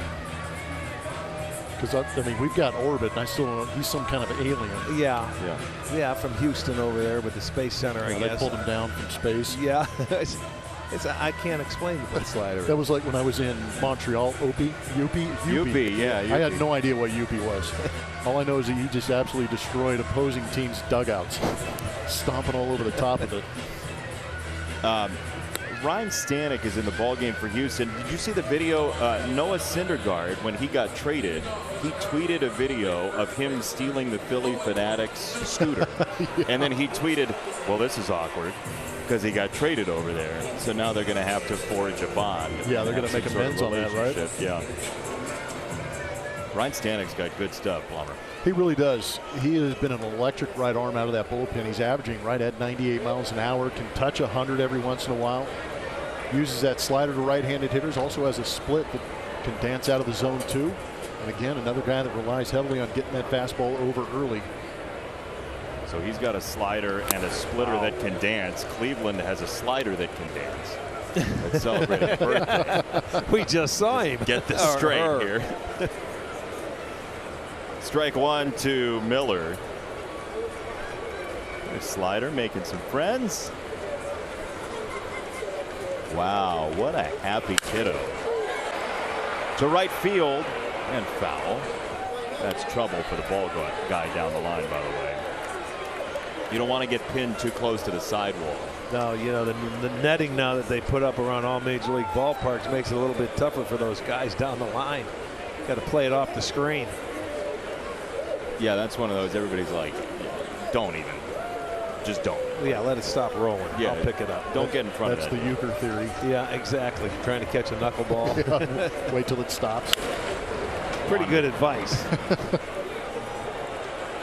Unfortunately, there's really no knuckleball pitchers anymore, are there? No. You got one on radio sitting over a booth away from us. Yeah, we do. Sparksy. Steve Sparks, yeah. You know, and Cadiotti, who I ran into the other day with Arizona, who was here, and you know, played with him in Milwaukee, and he pitched here, but no real knuckleballers anymore that I can recall. There have been a couple guys who were position players as that strike three, tight slider from Stanek. One down. Couple position players recently have gone to the minors and messed around with it, but they haven't made it to the majors. I don't know about you guys. I miss the knuckleballer. I do too. That can put you in a slump quicker than any other pitcher throwing 100. I am 100% with you on that. Yeah. I mean, trying to stay back, trying to anticipate, that thing dancing around, there's nothing more frustrating. And you can't prepare for it. It doesn't matter what you do. You either hit it or you don't. And I think, to me, the easiest was that the shorter your swing, the better. Yeah. You'd have a chance at doing. The harder you swung, you had no chance. Maley takes a strike. By the way, you saw the odds powered by PointsBet for him to hit a home run pregame. He was plus 800. That was a nice, yeah. And I mean, off a fastball, 1-2 count as well. Get a real big number on So that. you sure nice could. Payout. They're the anytime home run odds. And what are the odds of him hitting another one now? wow. That's where the money's at. That's where right. I want to go. We're going to put Annie up a few dollars in here and go for it. I'm in. I think he knew it when he hit it, or he believed it might have. StatCast powered by Google Cloud, his first home run since May of 2019. 2019. But you guys both know this. If you're going to go ahead and make a run that people might not expect, that stuff happens and it propels you. Yeah. People have to step up. You're right, guys. That, you know. But there's only one run on the board. You know, and so you're looking to add on. You can't sit back and wait, even though McKenzie has thrown the ball well. I don't know where his pitch count is, and I don't see anybody up in that Guardians bullpen yet. McKenzie has 10 outs of 3 pitches or fewer. Yes, he does. I mean, that's not a normal Astro at bat. No, it's not. But we saw it early where they were getting after it early, and they were putting it in play. Sometimes you swing and miss, or you foul it off. He's at 75 pitches right now, so I'm sure he's good to go out there. He hasn't had a high leverage inning. I feel like he's had a couple of runners on. What, he's had 2 6-pitch innings and a 5-pitch inning. Yeah, the last time he had runners on was back in the second inning. So in other words, he wants to stay out of that full windup. He doesn't want to get out of the stretch. He hasn't been there most of the day. Terry Francona raved about how much Tristan McKenzie has grown with his work between starts from year to year. He's getting used to the routine. He's watched Bieber. He's watched, you know, Cal Quantrill, Plesac, and those guys that they have in the rotation. It feels like this organization has done a nice job of passing stuff down from pitcher to pitcher. Yeah, it all started when they had Corey Kluber here and came on, and it was Kluber and a couple of other guys that, you know, they had Clevenger they traded to, you know, San Diego, who did a nice job. Trevor Bauer was here. They traded him, you know, at the right time, and they got rid of those guys at the right time. And they've been able to, you know, continue the run. That's the first walk of the ball game. You might not always be ready for the moment. With Roman at your side, you can take care of erectile dysfunction discreetly so that you're ready. Roman ready.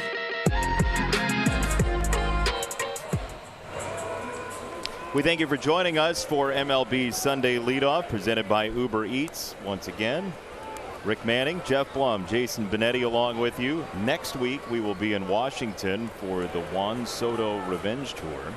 It's the Padres and the Nationals. Some revenge at bats for Blummer. He might be a little amped up for that. You think maybe? Yeah. Man. That booth, by the way, will be Mark Grant and Kevin Franson. Oh boy. Have fun. How about that reaction from both of you? You talked about mud. We call him Mud Grant. Yeah. Good luck. Yeah, that energy level is going to be off the charts. Yeah, that's every once in a while we have Nick Swisher do the pregame and postgame in the spot that Gordon's in this week, and I couldn't imagine all three of them together in the same place. Right. I want to know. Tell me if he wipes down your countertop up there in Washington if it starts raining or not. You know. Well, with the high energy coming off of both of those guys, the counter won't even get wet. It's not even possible. 2-0 to Straw. Stanek's gotten a little bit wild, and he tips the corner there, 2-1. That's been the Astros bullpen issue throughout the course of the season. As good as they have been, the one thing they'd probably like to clean up a little bit is the pitches in the zone. Some of those walks coming back to hurt them late in ball games. Well, these are the walks you don't want to make. 8 and 9 down at the bottom part of the lineup. You got to force these guys to put the ball in play. I mean, if they get a hit, they get a hit, but you can't give them a run in a 1-0 game or a 1-run game late in the game. Could not agree more. Frustrating. Hey, it's a little slider. Happy birthday, Slider. That's beautiful. That's awesome. That's a fan for life right there. Yes, indeed. Slider's bigger than he is.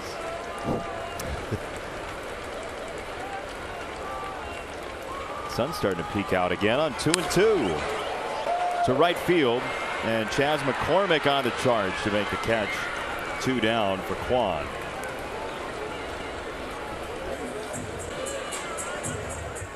These teams could see each other in the playoffs. Look, I know the Guardians are not the favorite by any metric to win this division, but at 55 and 52 with a pretty sizable belief, I mean, it seems like, and aren't you around them all the time, it seems like this is a great, fun clubhouse. Oh, it is. It really is. And there's, like you said, a lot of youngsters. But you know what? I look at it this way. They're going to have to win the division. You know, you got to win the Central because, you know, it's, I think, one of the worst divisions, you know, in baseball. You got to win it. You can't rely on wild card. One in the wild card, you got to climb over the Orioles. Yeah, you got to climb over too many teams, and you got too many things to happen. You might as well just win it outright. How about Baltimore? That's a great. That's story. one of the great stories of this season. It truly is. Yeah. And still making the move to get rid of Trey Mancini. Yeah, I was saying they get rid of him. He comes over, hits 3 home runs in the first 3 games, and they were undefeated. They went on a 5-game winning streak since they made some trades. They traded their closer to Kansas City, Lopez. Unbelievable.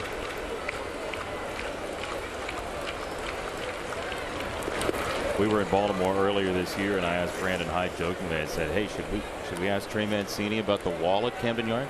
He goes, do not ask him about that wall. The Crawford boxes are going to be very nice to Trey. I heard you say those 11 home runs he would have had if he hit those balls in Houston for homers. It's just amazing that, you know, we talk about it. We had the projections that said he'd have 11 more home runs playing if he played in Minute Maid all year long. And his first at bat in Minute Maid Park, just kind of shoots a 370-foot bomb into left field, and it was a no-doubter. Yeah, that's right. He sort of blew it off today, you know, when you mentioned the home run of the wall in left field. Yeah, it's no big deal, you know. Well, he's just a nice person. Yeah, he is a great guy.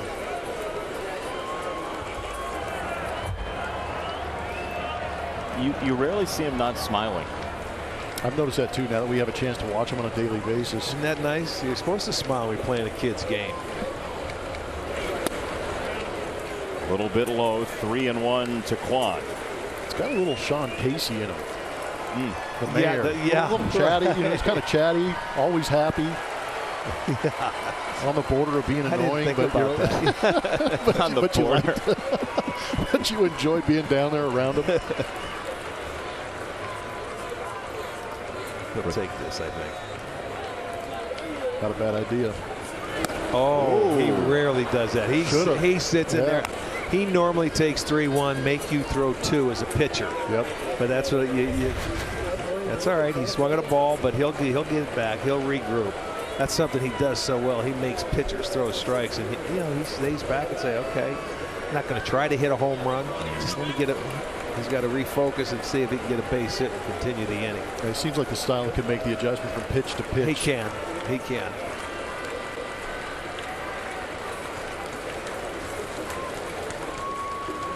Three-two. Checked his swing. He didn't go, and it's ball 4. Second walk of the inning for the Guardians, and Rosario gets a crack with 2 on. It will be against the new pitcher.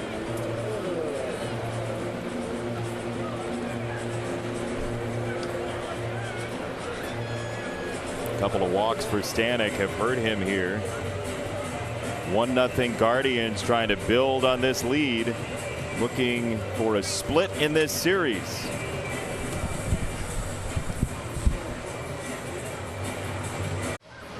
Back here at Progressive Field, tight ball game between the Indians and Astros, 1-0 as it stands right now. A couple of runners on here in the bottom of the 7th with 2 outs. And on in this game is Rafael Montero. He's been a great arm out of that bullpen for the Houston Astros, 45 games. He's a guy that will throw in the mid to upper 90s, can get to 97, has a very good slider and very impressive changeup that he's not afraid to throw to left-handers and right-handers. It's good to see the fans enjoying this beautiful day at the ballpark, considering that one shower passed through.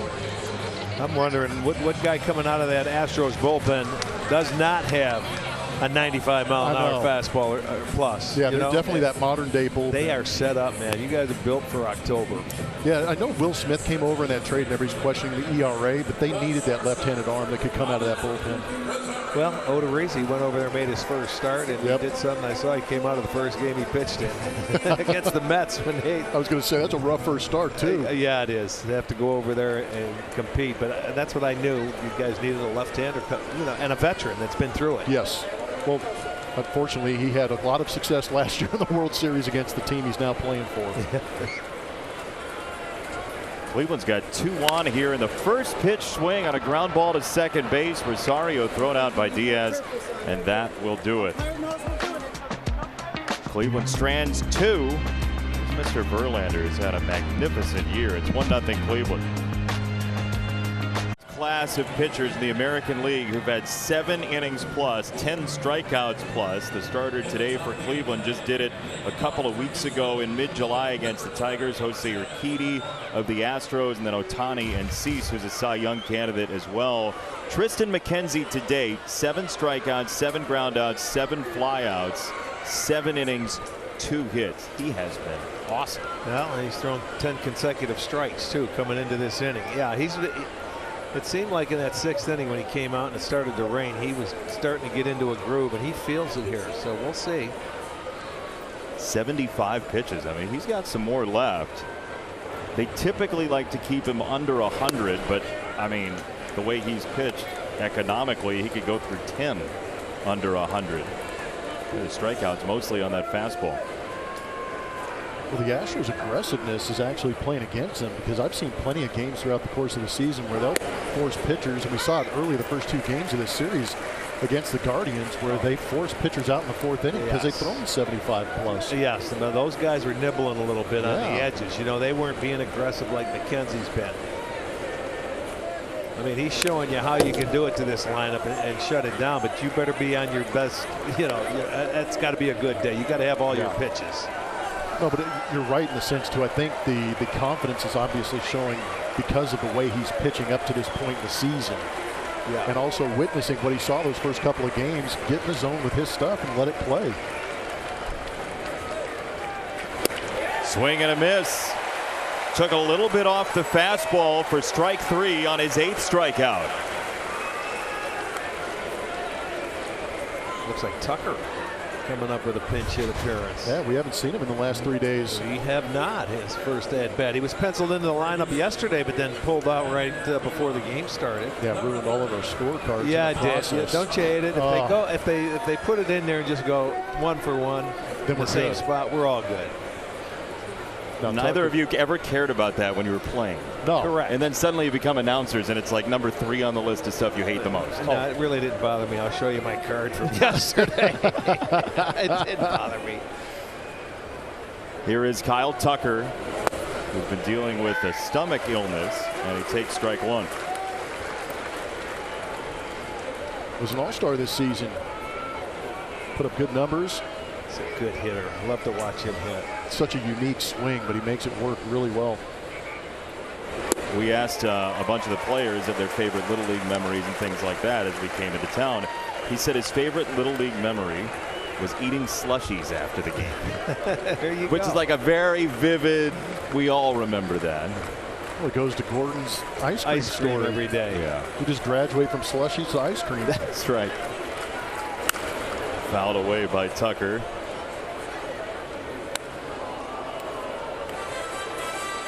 We like to show your backyard to the bigs, and we have pictures of young whomever it is, and there's a younger Kyle Tucker out of Plant High School. Wade Boggs, Plant High School, among others. No kidding. Slushies after the game. Now he looks way older, by the way, because you got the beard going. That adds a couple years. He's always had that thin frame, that wiry frame, and he's able to generate some serious juice. His brother actually played in the Astros organization too, Preston. This is definitely Kyle's time. Went to Korea afterward, right? Preston? Yes, he did. KBO. 0-2, breaking ball in the dirt, 1-2, and you see Tucker off the bench a little bit more patient, at least later on in the sequence. He did swing it an early couple of pitches. Well, he just laid off the good one.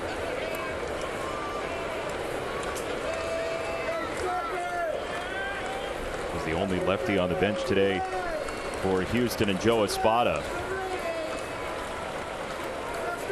1-2. Again in the dirt. 2-2.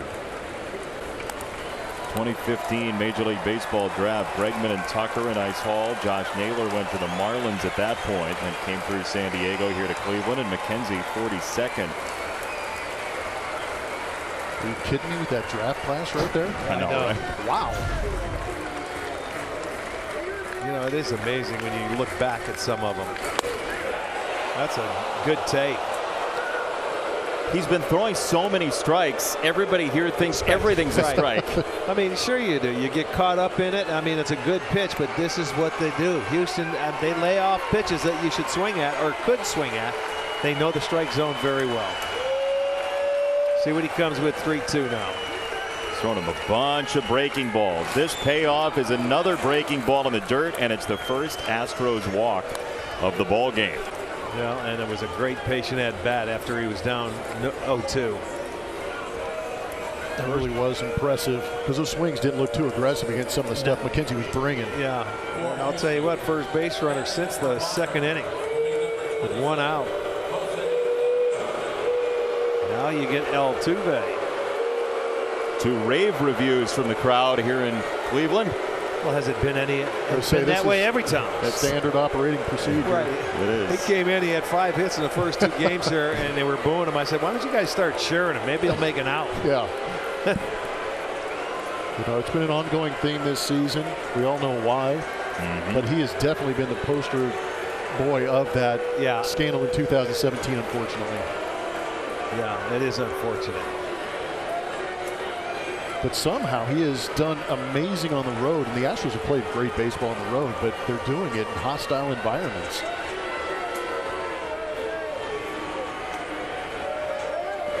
Well, that's why good pitching, it travels anywhere you go. Thank goodness. Yeah, Thank it does. goodness. You get good defense and good pitching, you're in every ball game. All you need is a key hit here or there. There's James Karinchak, who drew some interest from the Houston dugout after his celebration yesterday. On this guy who's in the batter's box. Yes, indeed. Now McKenzie working out of the stretch, and we'll see how that goes for him. That's what I said. You got to see him get out of that stretch. He was locked in the full windup, and then had a guy down 0-2. You make your first walk, and now you'll see how you're working out of the stretch. He hasn't been in there since the second inning. It's amazing how you can see guys working so well out of the windup, getting the stretch. All of a sudden, the delivery gets out of sync. The arm falls behind. The pitchers are up in the zone. 6'5", you know, if yeah, you get a lot out of body whack. parts. Yep, Yes, you're right. moving parts. Throw to first. You've got to be careful right here, too. If you decide to groove a fastball, Jose Altuve is notorious for attacking the fastball, especially up in the zone.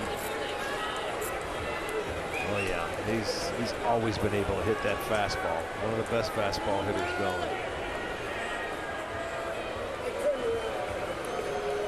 Christian Vasquez has grabbed a bat to hit for Maldonado prospectively. And there is one of those high fastballs, and he ripped it foul. He knew he was going to get it. That's the thing, is he knew exactly what he was getting. Sure, he knew he wasn't going to get a breaking ball, so he said, it doesn't matter if it's high or I'm going to get after it. But this is what you're supposed to do when you get a 2-0, 3-1 count.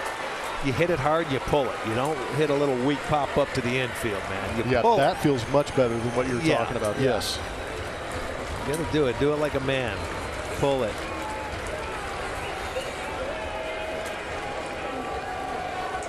Tucker at first. 1 out, 2-1 for Altuve. On the ground at third, Ramirez. Jimenez. Double play. And this crowd is totally up for grabs after Altuve rolls into a pair for McKenzie.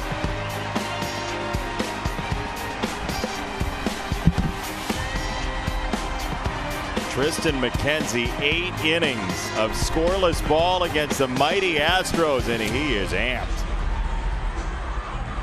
He is now $64.99. Watch all out-of-market regular season games live or on demand, plus MLB Big Inning. Blackout and other restrictions apply. Visit MLB.tv for details. 8 innings for Tristan McKenzie, and the little Guardian fans are very excited for Jose Ramirez to come up to the plate. As Altuve, that's not the Jose they were talking about, though. Altuve to second base. Diaz in left, Tucker in right is your defensive change. I'll tell you what, we talked about this game earlier, you know, being small of stature. Both those Jose's that you were just talking about might be 2 of the best hitters in the game at hitting fastballs.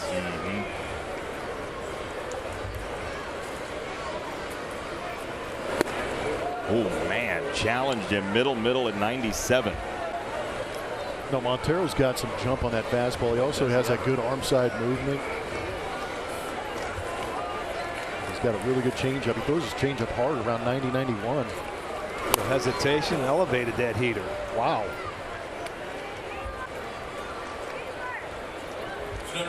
It's time for MLB Pitch Hit and Run, the official youth skills competition of Major League Baseball. Sign up for free at pitchhitrun.com today. You don't see too many 3-pitch strikeouts of Jose Ramirez. No, you do not. You're right. Well, you just saw one, and he elevated the fastball and got him to chase it. And that goes to show you how good that heater is. Yeah, he jumped up to 98. Montero's been one of those really pleasant surprises. He came over in that trade last year from Seattle with Kendall Graveman, but he was injured, so we didn't see him. How about that? Yeah. Those 2 pitchers you get in a trade. And they lose Kendall Graveman to the Chicago White Sox. Montero stays here, gets healthy, and this is what we've got to work with the entire season. So it worked out really well. I thought it was interesting reading the stories about Will Smith and his trade over here, and some people saying, hey, go to Houston, they fix people. Yeah. Well, yeah, that's what, no doubt. No, we were talking about Brent Strom, the previous pitching coach in Houston, and how he's been able to correct some guys and make them better. But probably the biggest one was Garrett Cole. Garrett Cole was good. He turned him into the next level. Take the sinkers away from him, make them 4-seam riders, and hit that curveball and the slider. Right. Charlie Morton's in that category as well. Indeed. Third base side, foul territory, and Bregman scoots over. But what Stromy did, sorry about that, is worked really well with Josh Miller. Had him in on a lot of conversations, really started to create that rapport with a lot of pitchers. So with Brent Strom leaving, Josh Miller moved right in and has done a great job. Seamlessly. Move over and still do the job of the guy that just left. That's important.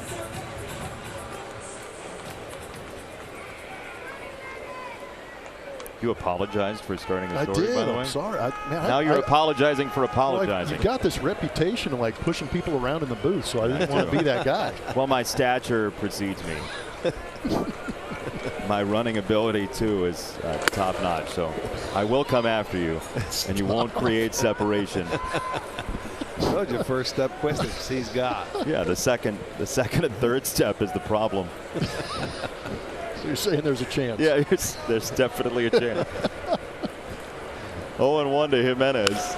And this is into center field, a base hit for Andres Jimenez, who is 1 for 4 in the ball game as the Guardians try to add on a little bit before we go to the 9-1 2-hitters in the 9th for Houston.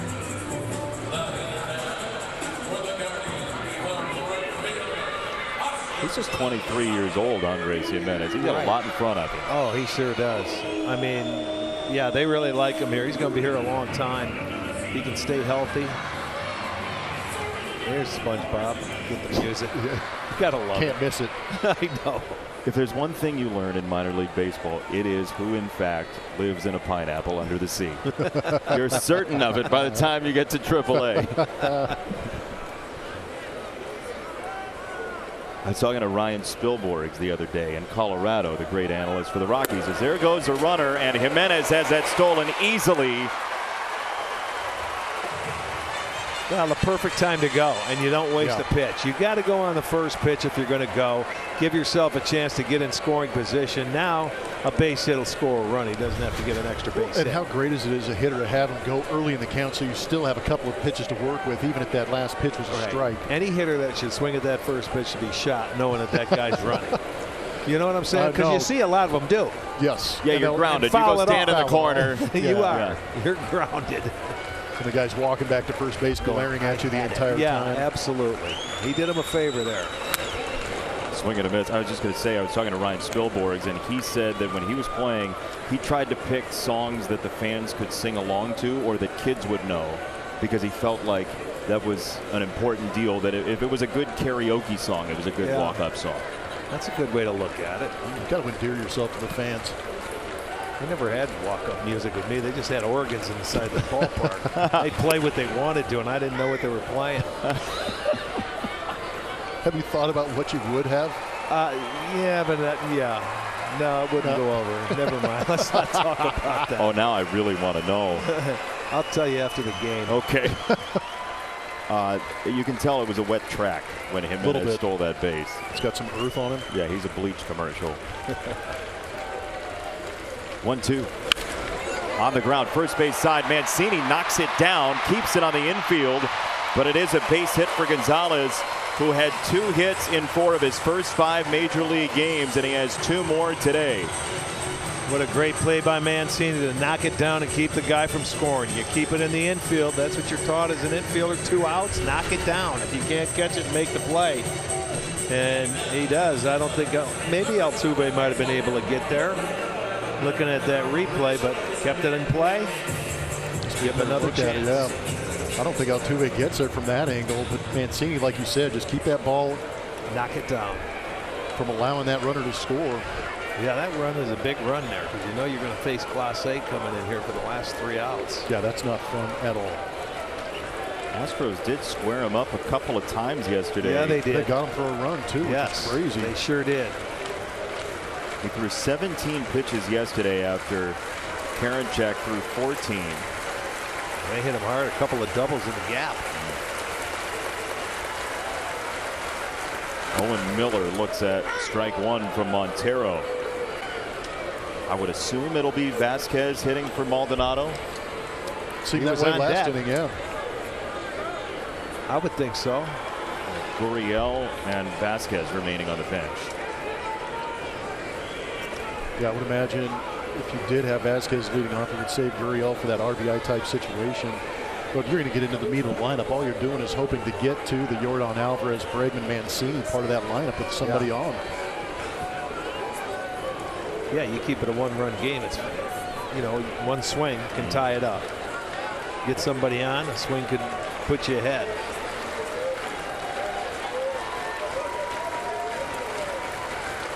Montero to Miller on 0-1. Outside, he had to reach for it, so no chance to get the strike. 1-1.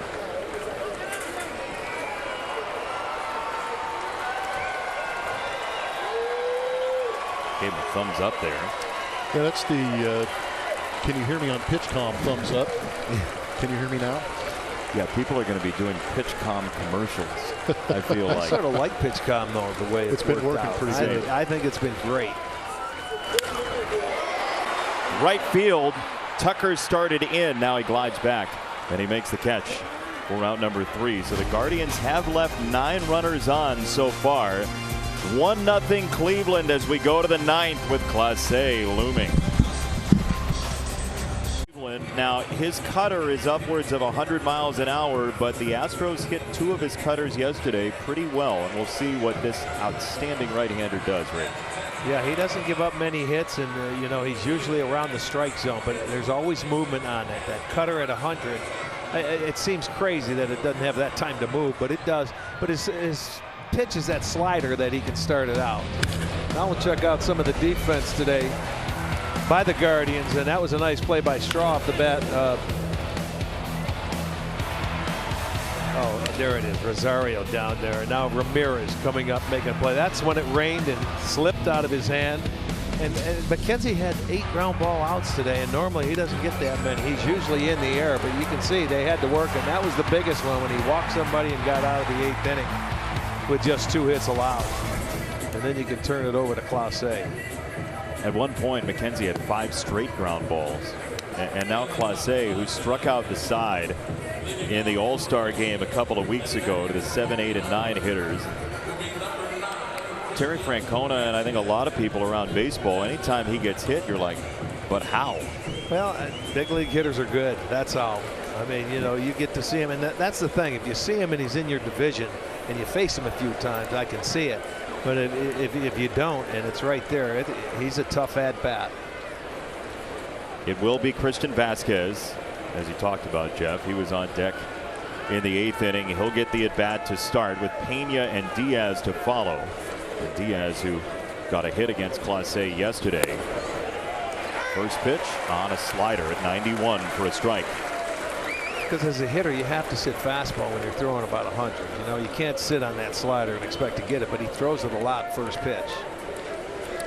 And he throws it so hard, just ahead of Doval of the Giants for hardest cutter in baseball. There it is, bearing inside. Some of the fun at 99. Yeah.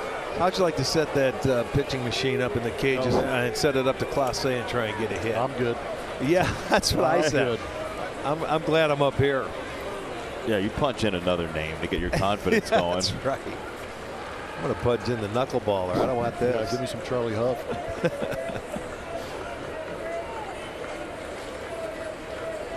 1-1. Swing and a miss. It was a slider, middle, 1-2. It's tough to adjust to velocity, number one, to be able to have that gear and turn it up to fight 100 miles an hour. And then it's another to try and adjust to the spin that Clase can create.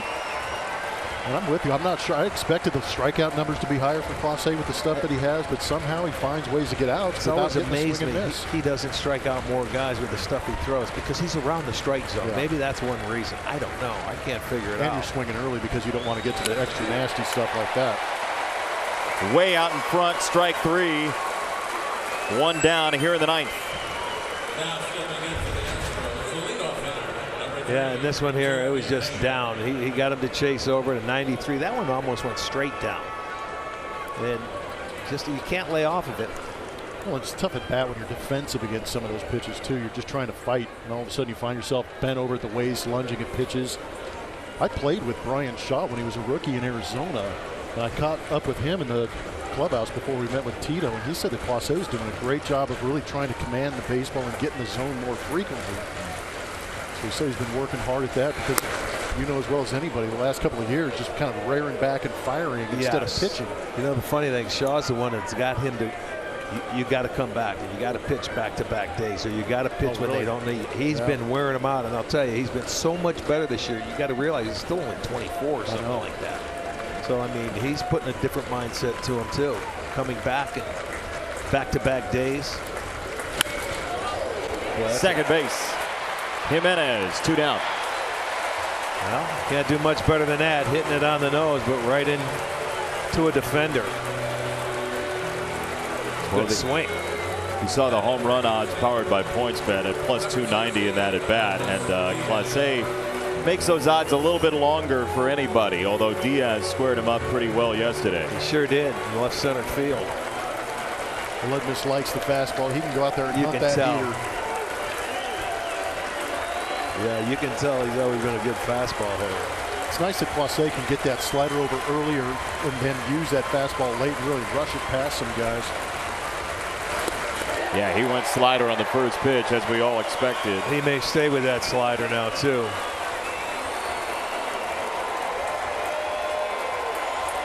Well, if you don't have a phone, you make one to take the picture.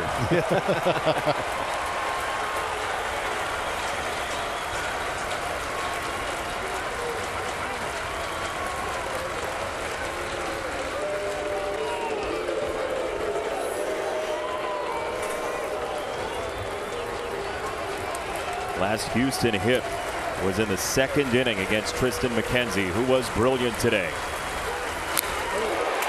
2 strikes on Diaz.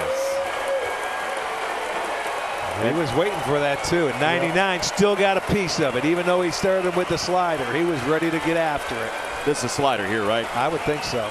Yeah, you got to go throw one and see if it. I know one thing. If I was pitching, I'd throw one here. I'd say I'd throw that power slider down. If not, throw the fastball up out of the zone. Well, that's true. But as good as that slider's looked from Clase in this inning, why not?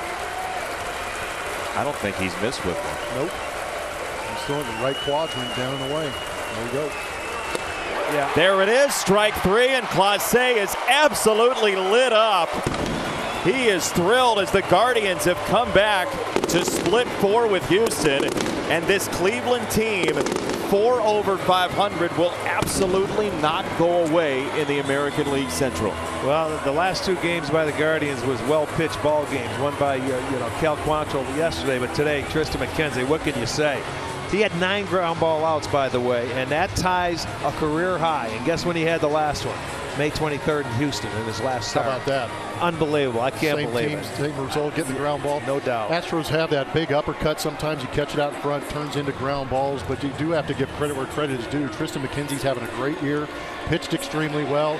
Two ball clubs that take this win and loss in different fashion. It means a lot to these Cleveland Indians, proving that they can play some tight ball games. The Astros, they'll just lick their wounds and get back to their 11 and a half, 12-game lead in the West. And they're going to enjoy their off day tomorrow. You're absolutely correct. Well, this has been a stretch of 18 games in 19 days, so they really need this rest. You're right. This is Houston's first 1-0 loss and Cleveland's first 1-0 win all year long. Glad they saved it for us. I know. How about it? You've seen this team a lot, Jeff. Houston doesn't have games like this very much at all with the depth of this lineup. No, not with the depth of this lineup. It takes a very good pitcher to go out there and actually get after the strike zone. You could see that it kind of messed with the game plan that the Astros had in this series, where they're going to wait out some pitchers, lay off the edges, force them back in the zone. But I think Cal Quantrill did a good job of getting in the zone early, and then obviously the strike throwing ability from McKenzie getting in there early forced those bats to swing early, and they just weren't able to square him up. Who says a 1-0 game isn't fun? Oh, I mean, this was a great ball game by both pitchers. Defense was amazing. Yes, it really was a great ball game today for all those people watching. And it's you get to the bullpens. Normally it slows down. This was I loved watching this game today. I hope on a Sunday morning there are some fans who are taking in their first or second game ever and watch this, because this will build some baseball fans. Hey, Tristan McKenzie, Arch, phenomenal. He really was. Well, like we say, he located the fastball. They were aggressive early, and he saw that, but he worked his way. And Maley behind the plate did a nice job of working him, navigating him through this lineup. And guess what? That's the guy that got the only swing. He got a home run, and he wanted to help win the game for him. But I'll tell you what, Tristan's a good kid. He pitched a great game, and it's an amazing split of this series after Houston won the first 2, because they could have easily rolled over. Especially after 9-3 a couple of days ago, but Cleveland wins today 1-0. Tristan McKenzie is with Ahmed Fareed. Thank you, Jason. Star of the game, just tipped his cap to the crowd. How'd that feel? Very good, very good. I mean, I think they were very locked into the game the whole way, and they gave me a lot of energy throughout the whole thing, so I'm just glad to have them here. 8 innings, no runs, 8K. You seemed locked in from the get-go, throwing a lot of strikes. Take me through how you felt and what you felt during this start. I mean, obviously, I think everybody knows it's a very good lineup over there. So coming into the game, knowing that we kind of need this win and trying to just even out the series a little bit, going out there and just trying to fill the strike zone up and get some quick outs, and from there just working on our plan and trying to get some outs. I don't think you've ever had a complete game or a shutout. Was that on your mind at all? Yeah, when I was sitting down getting ready to go out for the 8th, I was like, wow, I'm pretty close. I might be able to get 2 innings out of this, but I have no problem letting Clase come in and close the game out. pretty dominant in that final inning, as you've seen time and time again. Now, I don't think you needed much motivation coming into this season, but we showed it in our pregame show. It was an interaction that you had with Marcus Stroman on Twitter, and he promised you a Rolex watch if you finished, I believe, below a 3.7 with 160 innings pitched. Looks like you're well on your way to that. Has that factored in to your success this year at all? I mean, I think about it pretty regularly, but I wouldn't say it necessarily affects my performance when I'm out there. I'm really just out there trying to work for my teammates and just trying to get quick outs, have these guys come in and get out. How good will that watch look on your wrist? Very good. Last one from me. It was such a young team, such a fun team. You're in the mix right now. You're a couple games behind the Twins in the Central. How do you feel your guys' chances are? Very good. I think we have a strong team. I think we go out there and we play hard day in and day out. I think we have the ability to compete with the best of them, as you see today, and I'm excited. Tristan, congratulations. Thank you. Jason, back to you. Hey, great stuff by Tristan McKenzie. I love that he says, yeah, I think about it. Why wouldn't you? I'll take that watch. He needs it. He wants that watch. I would too. I know it.